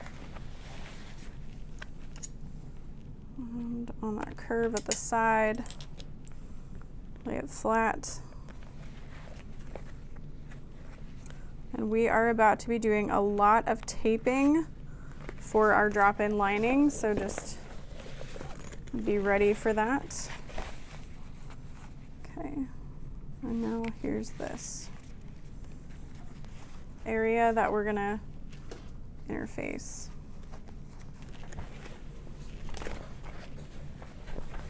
And now we'll top stitch this one. And again, we're on the outside edge, sewing on the upper panels through the bulk.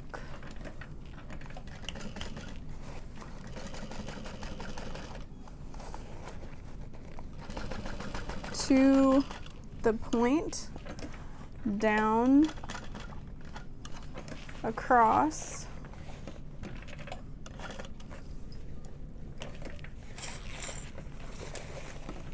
back up,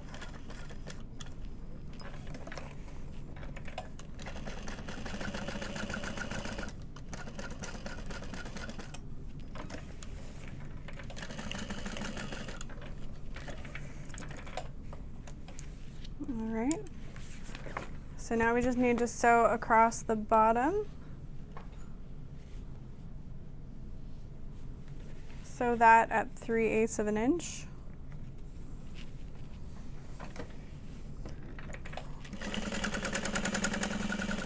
gonna be time for a new bobbin soon.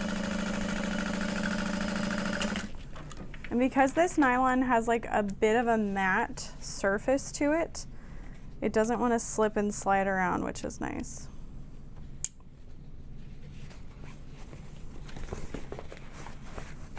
And it actually irons pretty nicely. So I'm gonna go ahead and iron this seam open.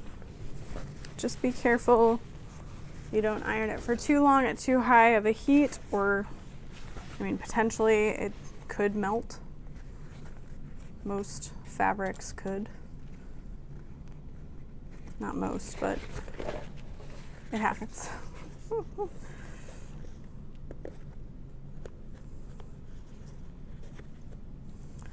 And then we'll sew the sides at 3/8 of an inch and trim that excess.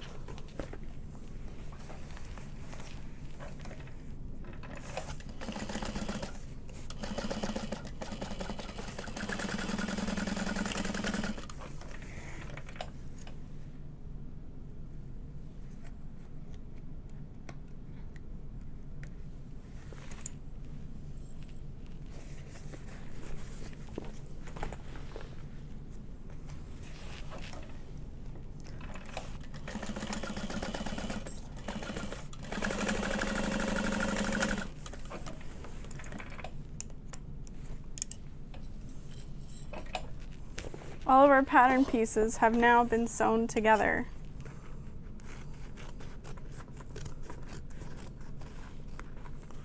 Isn't it wonderful?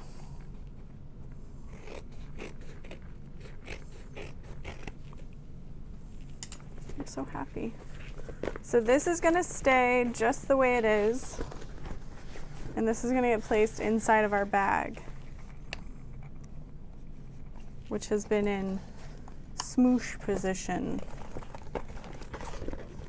Yeah, even the lining, like that nylon has a little bit of structure, not a ton, but it's got a nice thickness.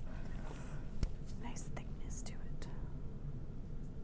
On both the exterior and the lining, apply 1/4 inch double-sided tape on the wrong side just above the drawn line throughout the entire top edges of the bags.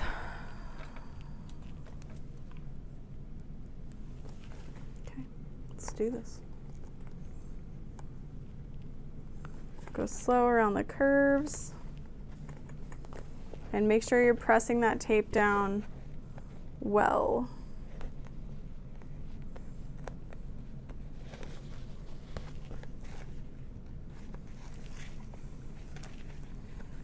And yes, even here.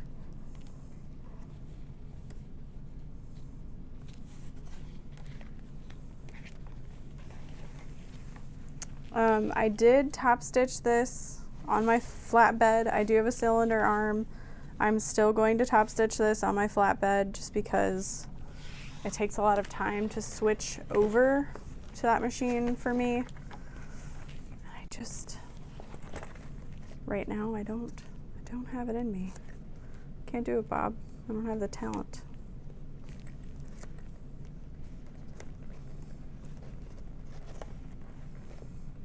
I did just recently do a bag fully on my cylinder arm. It was a little bit of a learning curve, but it was good in the end. So hopefully y'all check that out if you're curious on how the cylinder arm sews.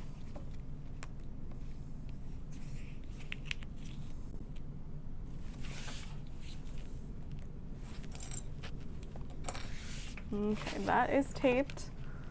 And we are going to need to add snips to all of those curved areas. And this is just gonna help so much later on, give a little bit of breathing room to the bag. Just don't snip too far in, of course.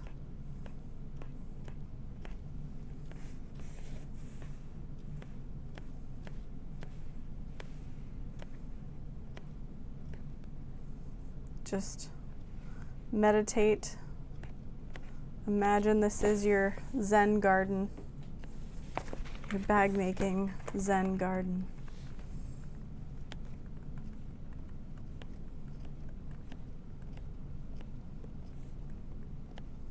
Snip on, snip off. Except I'm screaming internally as I do it. Okay.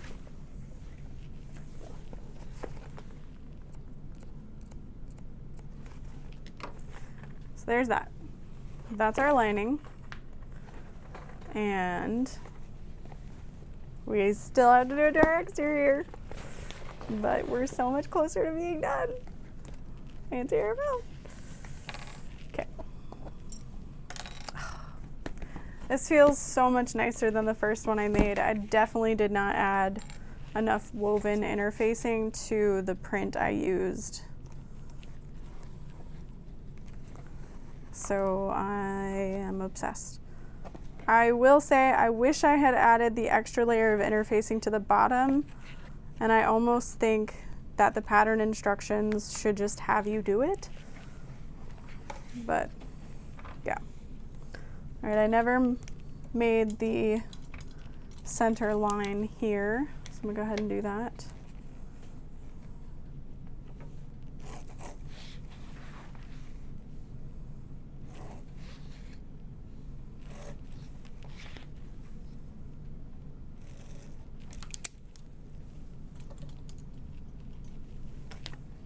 I feel like this is gonna use up my 1/4 inch double-sided tape. It's gonna ruin the tour.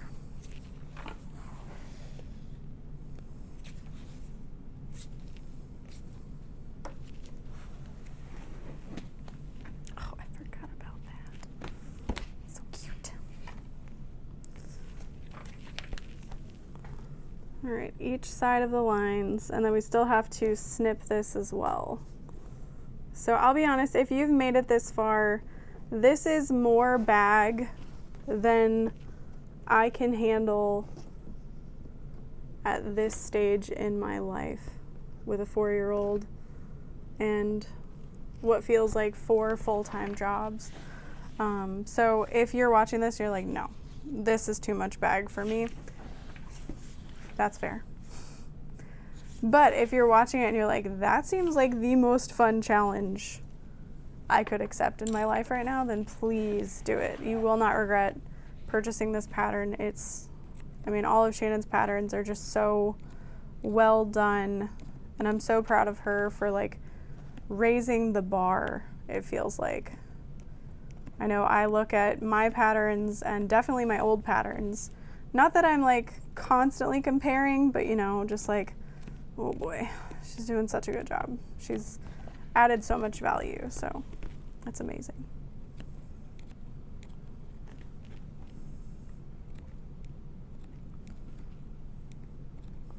All those little tips and tricks and the way she has laid out the pattern even to be optimized as much as possible for devices so that you don't have to print it out, even though a lot of people still prefer printed patterns. So keep that in mind. I'm trying to think. I've not made her Mayfield. I probably never will, because I'm just like, it's too much. I can't do it. But it's beautiful and I can appreciate all that went into it. Okay. Now we're gonna need a lot of clips so that we can fold everything down and line everything up.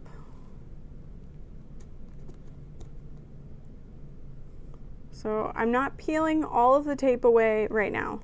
I'm going to start with a little bit at a time, and I'm going to start in the center and work my way out. Kind of fold everything.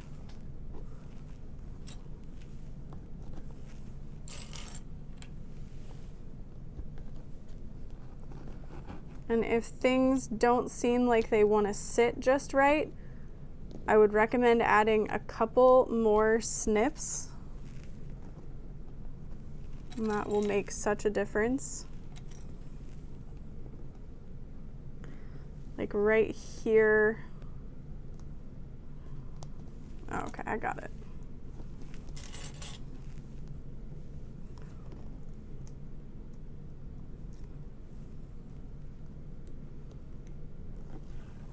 So I'm peeling halfway. I'm going to fold that down first.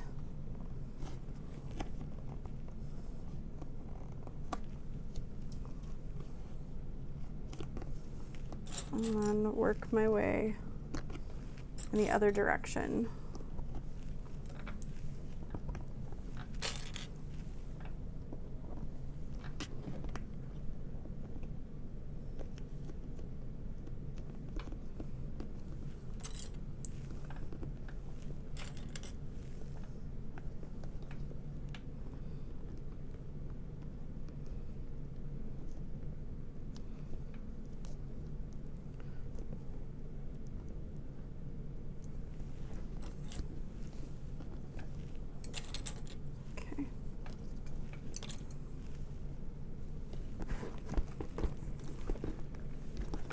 And then starting slow, center out.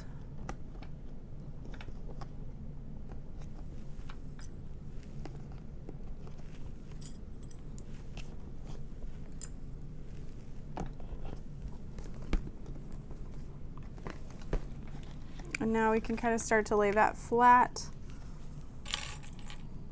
Give ourselves a little break. And we're increasing that fold as we get to our strap, which is so fun the way it's kind of all integrated. I have thought about how I would modify this bag, and I really wanted to make it well before I started attempting to modify it, so as not to aggravate Shannon too much. But I think it would look really fun chopped straight at the top, like, and little grab handles.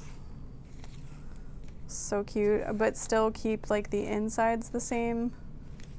It's a totally different bag at that point, so I'm not going to do it because it's literally a different bag, but it would be cute. I just love the amount of space inside the bag.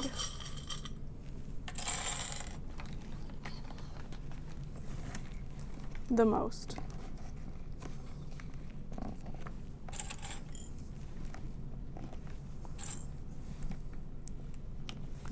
Also, while I'm this far in the video, I feel like I can talk about the name of the bag being the Adena.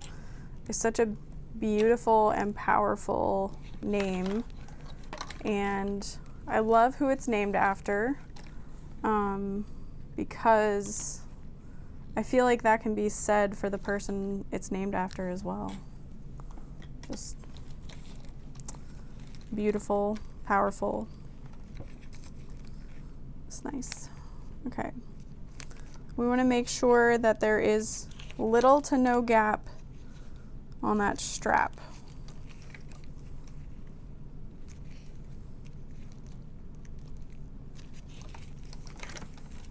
And I know I already said it, but I'm using a mid-weight Luxe vinyl, and it just feels so nice with this. I think it's just that right amount of structure while still being easy to use. Okay, we've got one clipped. But you think about it, you've made 2 whole bags with the same shape. And also thinking about the amount of work, brain power and designing power that went into making this is just like, all right.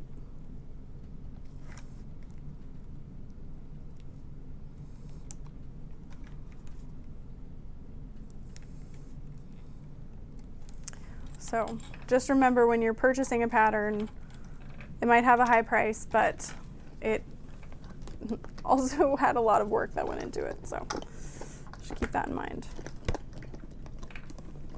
Okay.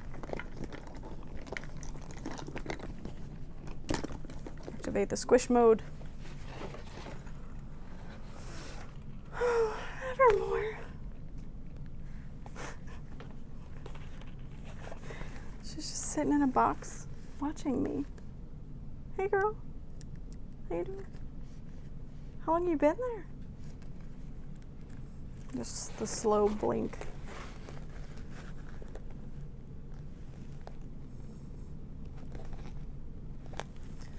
More clips.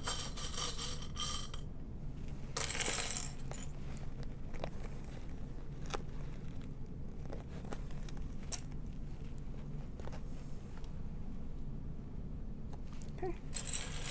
Just checking my mic because it's been a while.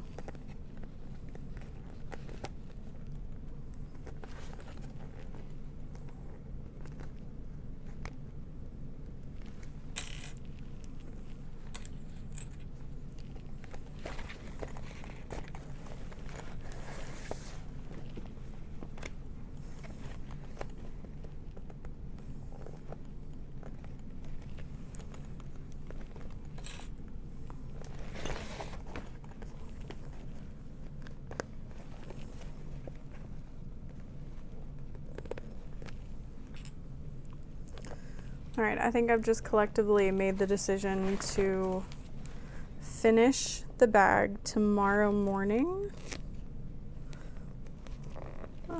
but film the intro tonight.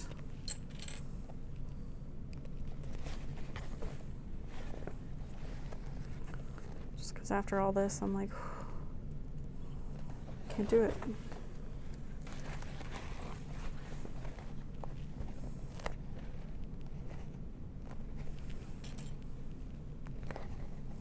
So I'll put it all together though.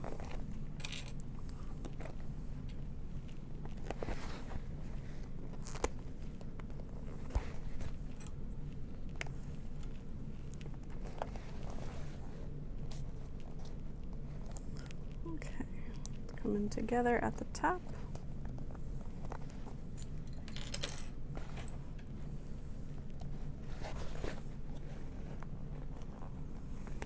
I don't know what someone would do if they didn't have enough clips at this point.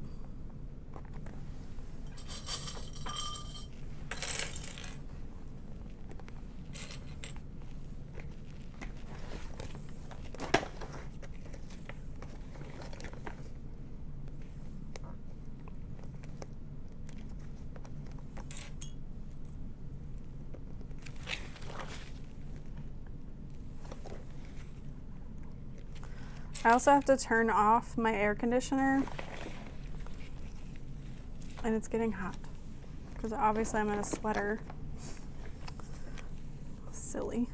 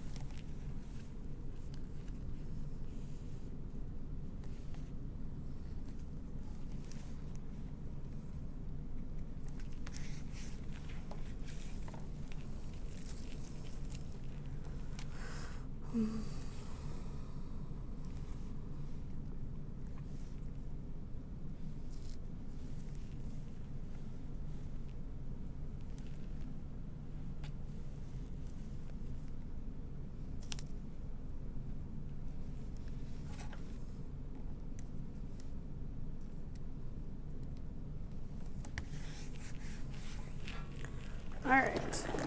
The long side will meet up with the long side, short side with the short side. Plop that baby in.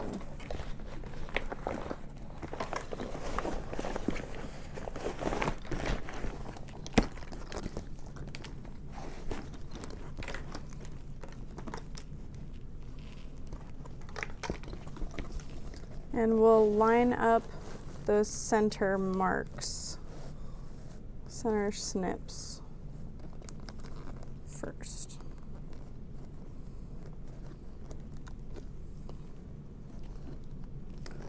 This is where you get some of your clips back.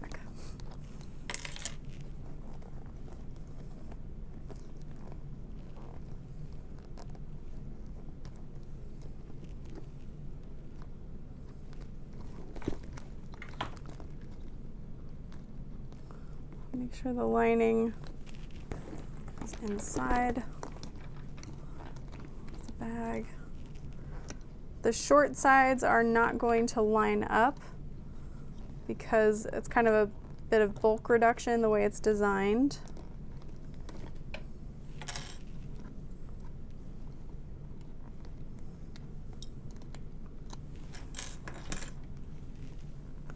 And it's also designed to be a little more narrow on the inside. So I'm not going to continue clipping that. I want to first get those centers together. Oh my God.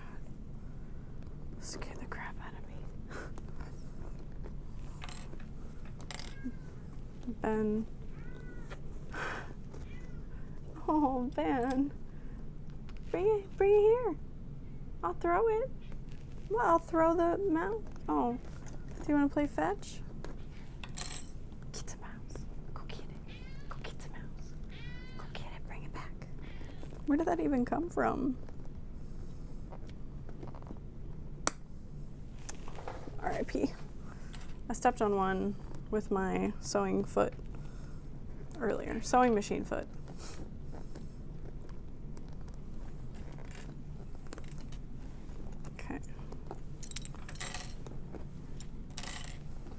Tuck all those loose threads inside.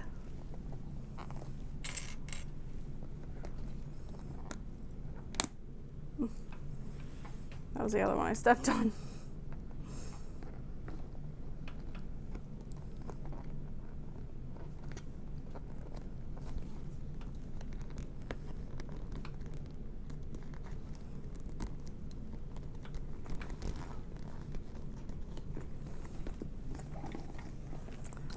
Oh, it's so beautiful. I'm gonna cry. Not really. I'm gonna cry because I'm so tired.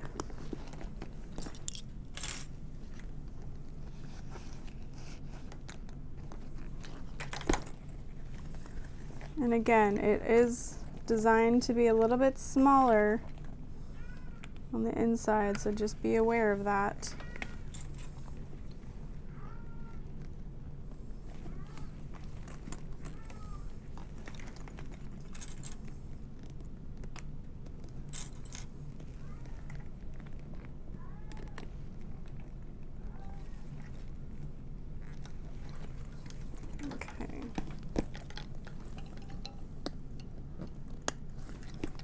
Checking it all out.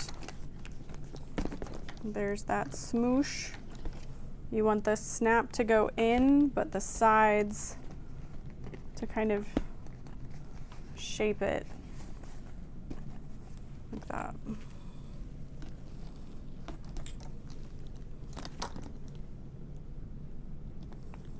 And then I'm going to carefully kind of clip the strap.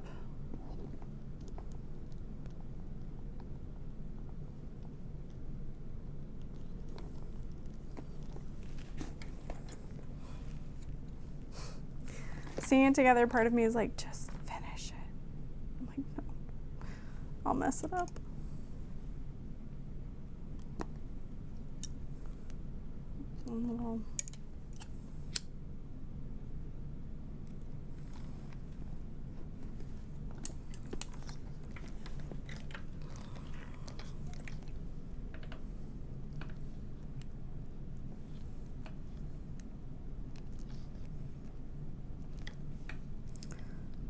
I do have clip marks on my vinyl, but I know they're gonna go away. So I'm not super concerned. Oh, sorry, babe.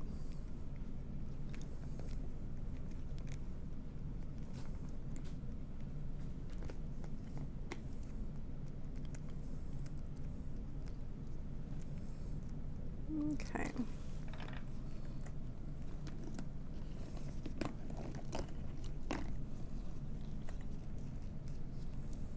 I'm just triple checking.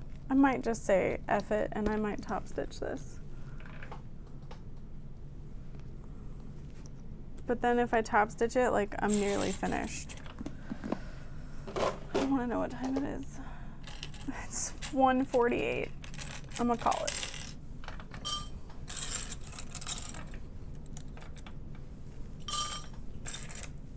So next time you see me, it'll be another day, but I'll be right back. And we're back. See, it would, I told you it would be quick. Okay.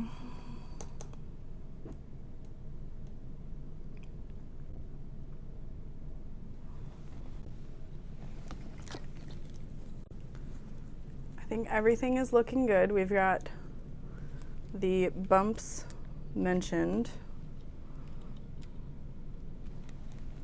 The clip lines from yesterday are gone, but my clip lines from today are still very present, of course.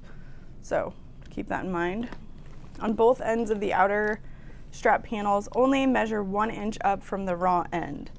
So I'm going to just trim away my stabilizer that's kind of hanging out there.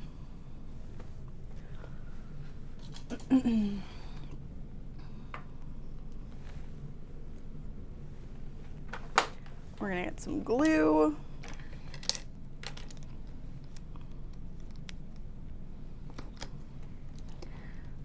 I'm not going to be edge coating. I'm sorry.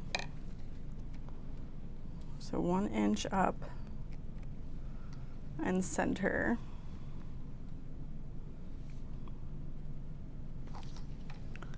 And we're gonna cut that on one side only of each one.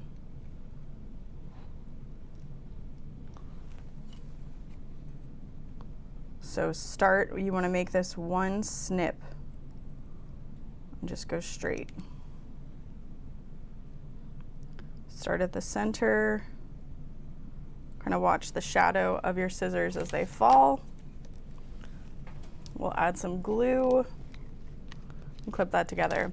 One of the biggest reasons I decided I don't really want to use edge coat is the back of this vinyl pretty well matches the top side. So I'm like, it's fine.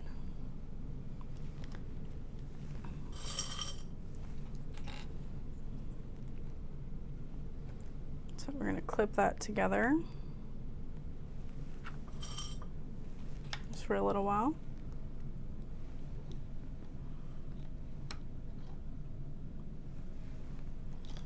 And then we'll repeat that on the other side. And this one is just one little piece here that we're cutting through.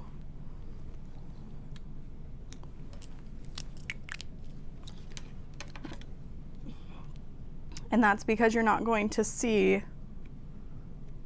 the underside of that.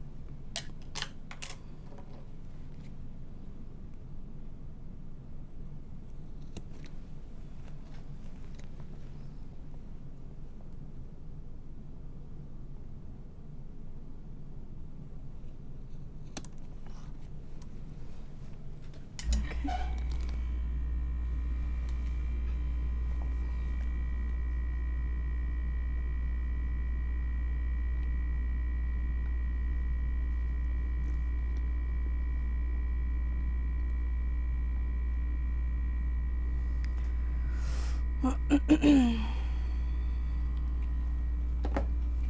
not ideal, but here we are. The tape is holding pretty well on all that, but I'm gonna just slide a little bit into the side here.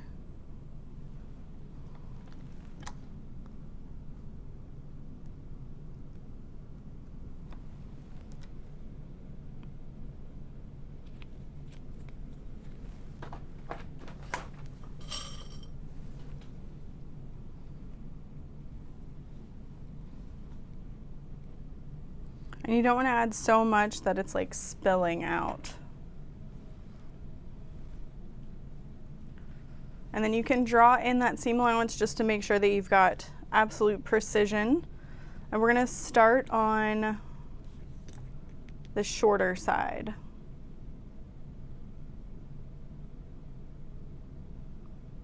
Yeah, and that way your security for stitching stays hidden underneath.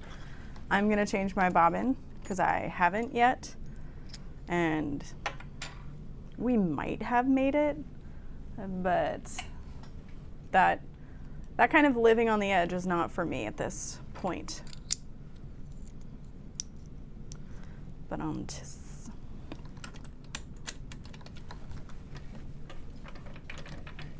you know, it's funny.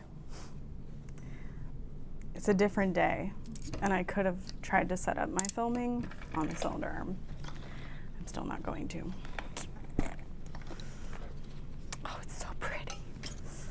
All right, I'm doing a bad thing, but I'm gonna top stitch it from the lining side. This is easier for me, and we're just gonna go nice and slow. I am confident in my machine's tension, so I don't think we're gonna have any issues. Famous last words.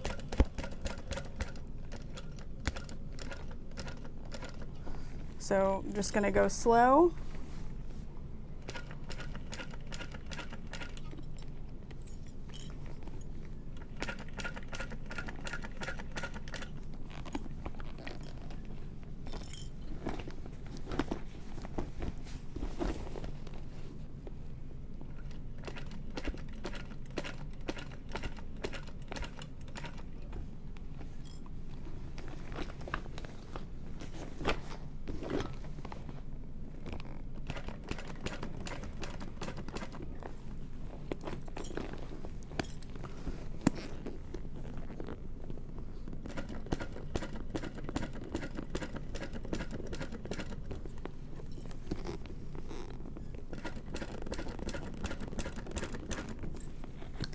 I'm using like my elbow to help me push the bag along as well.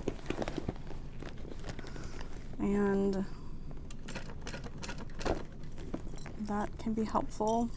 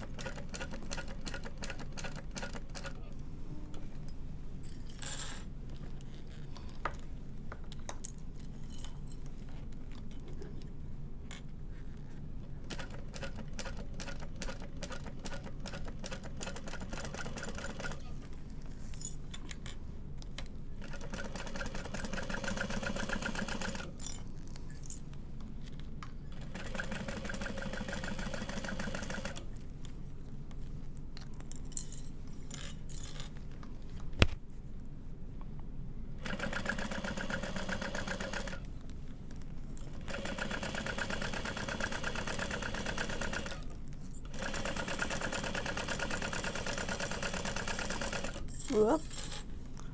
Well, that is the one downside to this. So I'm gonna go ahead and clip this, cut this now. Or here, I'll just mark kind of where to sort of pivot.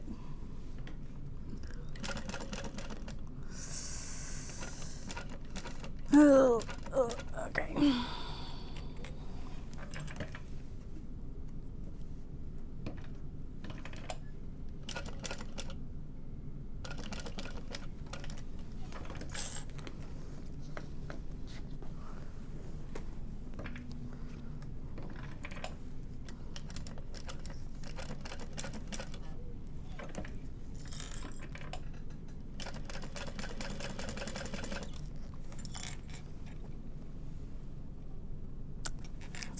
I'll fix it. That's fine. So if you were to do this, make sure you marked the angles on that side.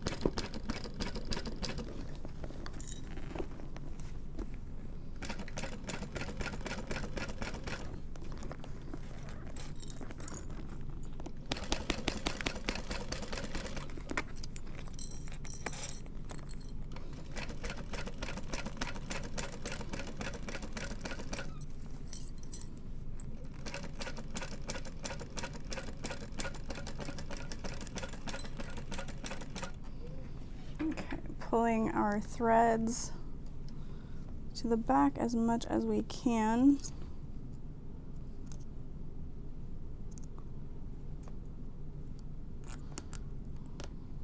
Okay, had a little thread snag.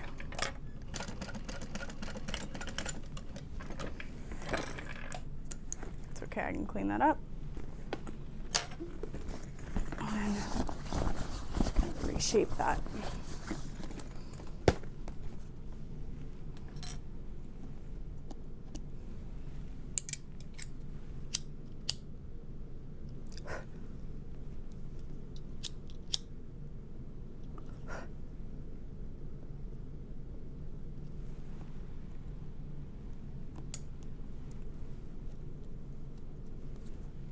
All right, let's see the damage. Yikes. Okay. I can fix it. No, really, I can. So what I plan to do is add some extra stitch lines and hope that that makes it look a little bit better. But that was definitely very silly on my end.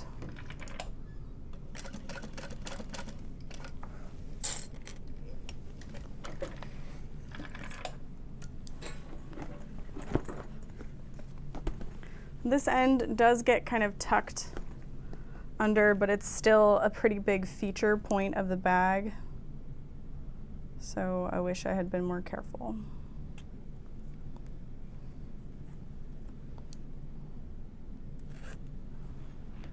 Got that false confidence in me. Thanks, Mom. I can do anything.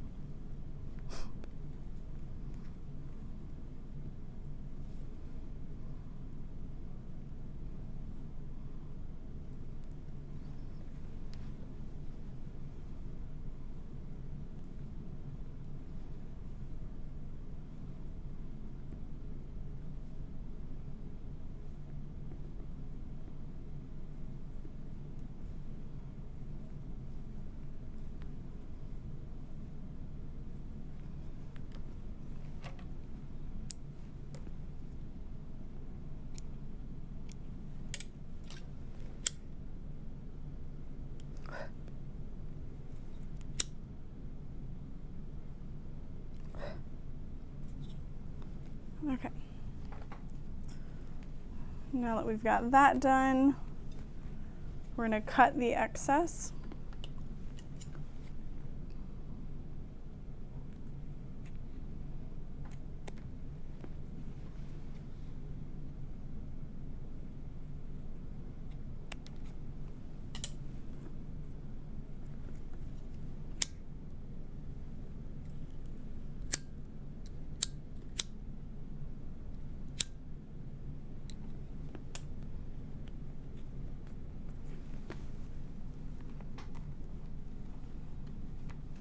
I think I've seen some people use like a tip hardware for that as well. So now we're going to be working on the shorter strap side. We're going to be making a couple of marks.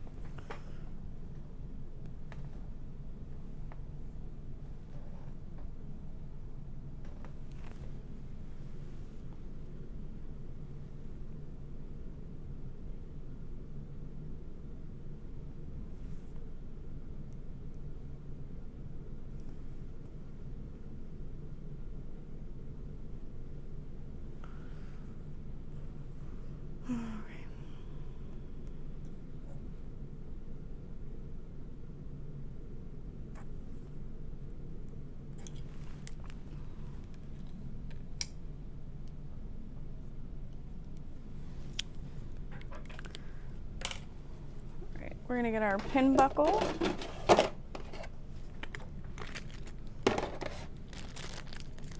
And our hole punch.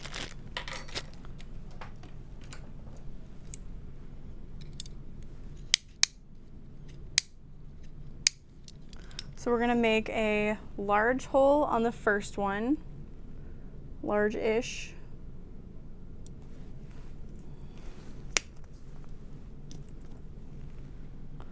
And then we'll make some smaller rivet holes through the bulk there.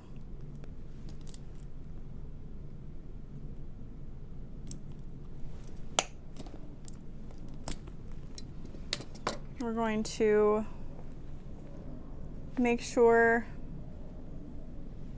we've got it through. Okay. Yeah.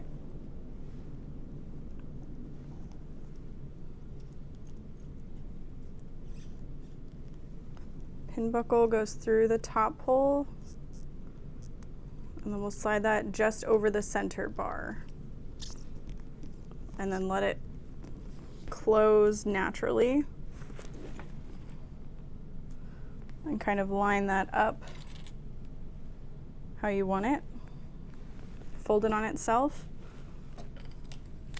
and then we'll use those holes as a guide to mark the next rivet holes and poke through those. Hello? Bueller? Bueller?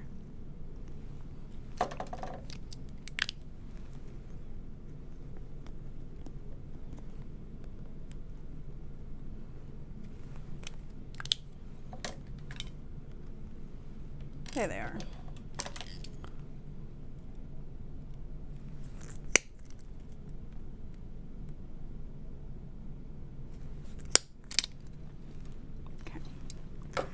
So then we're going to set those rivets,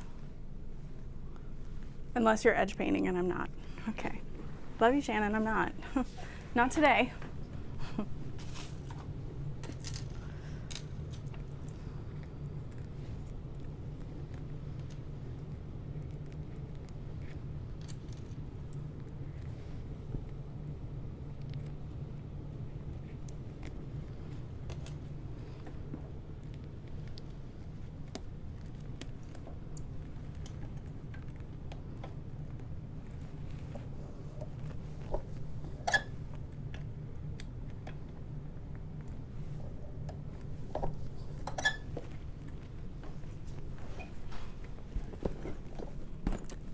I'm almost done. I'm so excited. All right. We're gonna grab a ruler. Got our hole punch.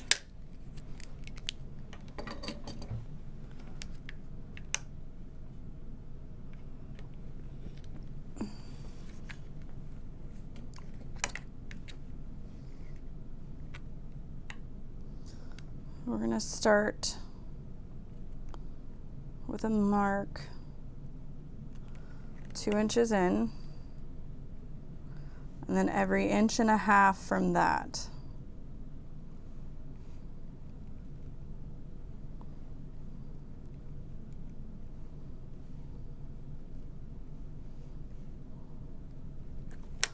So I've got 1, 2, 3, 4, 5, 6 holes. She says she likes to do about 8. I can always add a couple more. And we're not adding rivets through these or anything. This is for our pin buckle. So we want to make sure to remove all of that hole.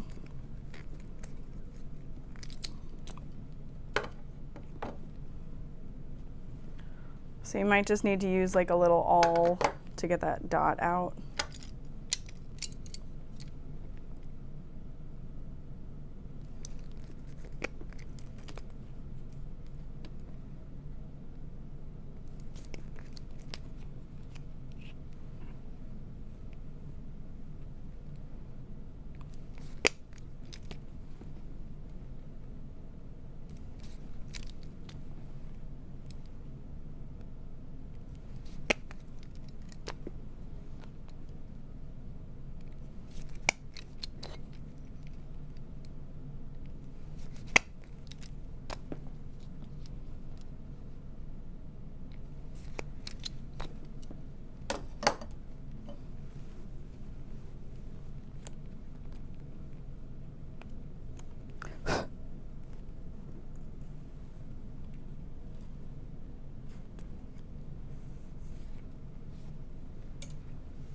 Okay.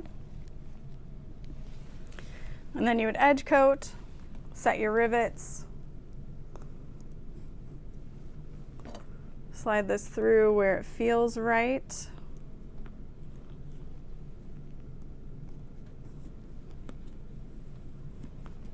To secure that. And then you slide that down inside, and that's it. And then she's done. I'll probably go ahead and lower this a little bit more just because the curve is not quite proportional. And then if need be, I can add 2 additional holes.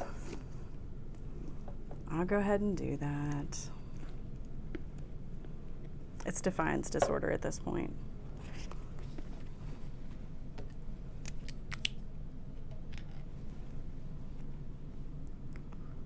So lining that up, that one, 1.5 inches, 1.5 inches.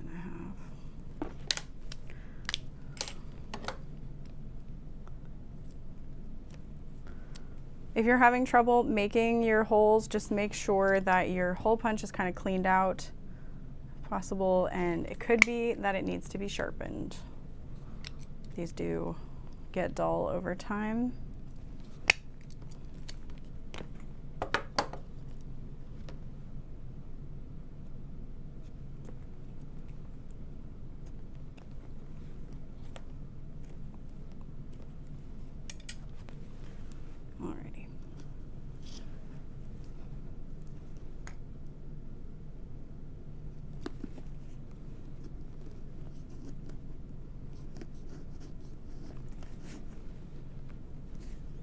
That little strap keeper is just so cute. But yeah, there, you've got that nice oblong shape, also known as an oval. And that's it. That's it. Yeah, that's it. So now we just got to do the squish a little bit more to really give it the classic Adena shape. Just kind of leave that magnet bridge to fall in. Just kind of massage the rest of that. And that is the finished Adena. I'm so happy with it. It looks so good, especially since my first one was kind of a disaster, to be honest. I'm wondering if I have my strap on the wrong side. I don't hate it, but like, is it supposed to go the other way? No, it's correct. Okay. I don't know why in my head I was like, it goes that way. I don't think it matters. Anyway, anyhoozle. This is designed to flap, and if you didn't necessarily want it to, you could always try to add another little strap loop down below, since you know how this one goes. You could measure that to go up maybe 4 inches from the tip of that point as a second flap holder, just thinking of like if that were to bother you. I don't think it's absolutely necessary though. But in my head, I'm like, okay, just imagine it were like straight across. You've got kilo grab handles and a crossbody strap, and you've got this great big base on the bag to really fill it with stuff. But either way, this pattern is incredible. You are going to feel very empowered when you finish it, and I'm proud of you. So thanks so much for watching, and I will see you later. Bye.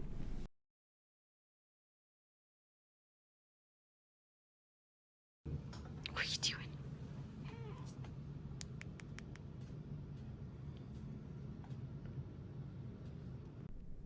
What are you doing in my nap? Huh? Is it a late night, so you want to hang out? Should I get you a bed?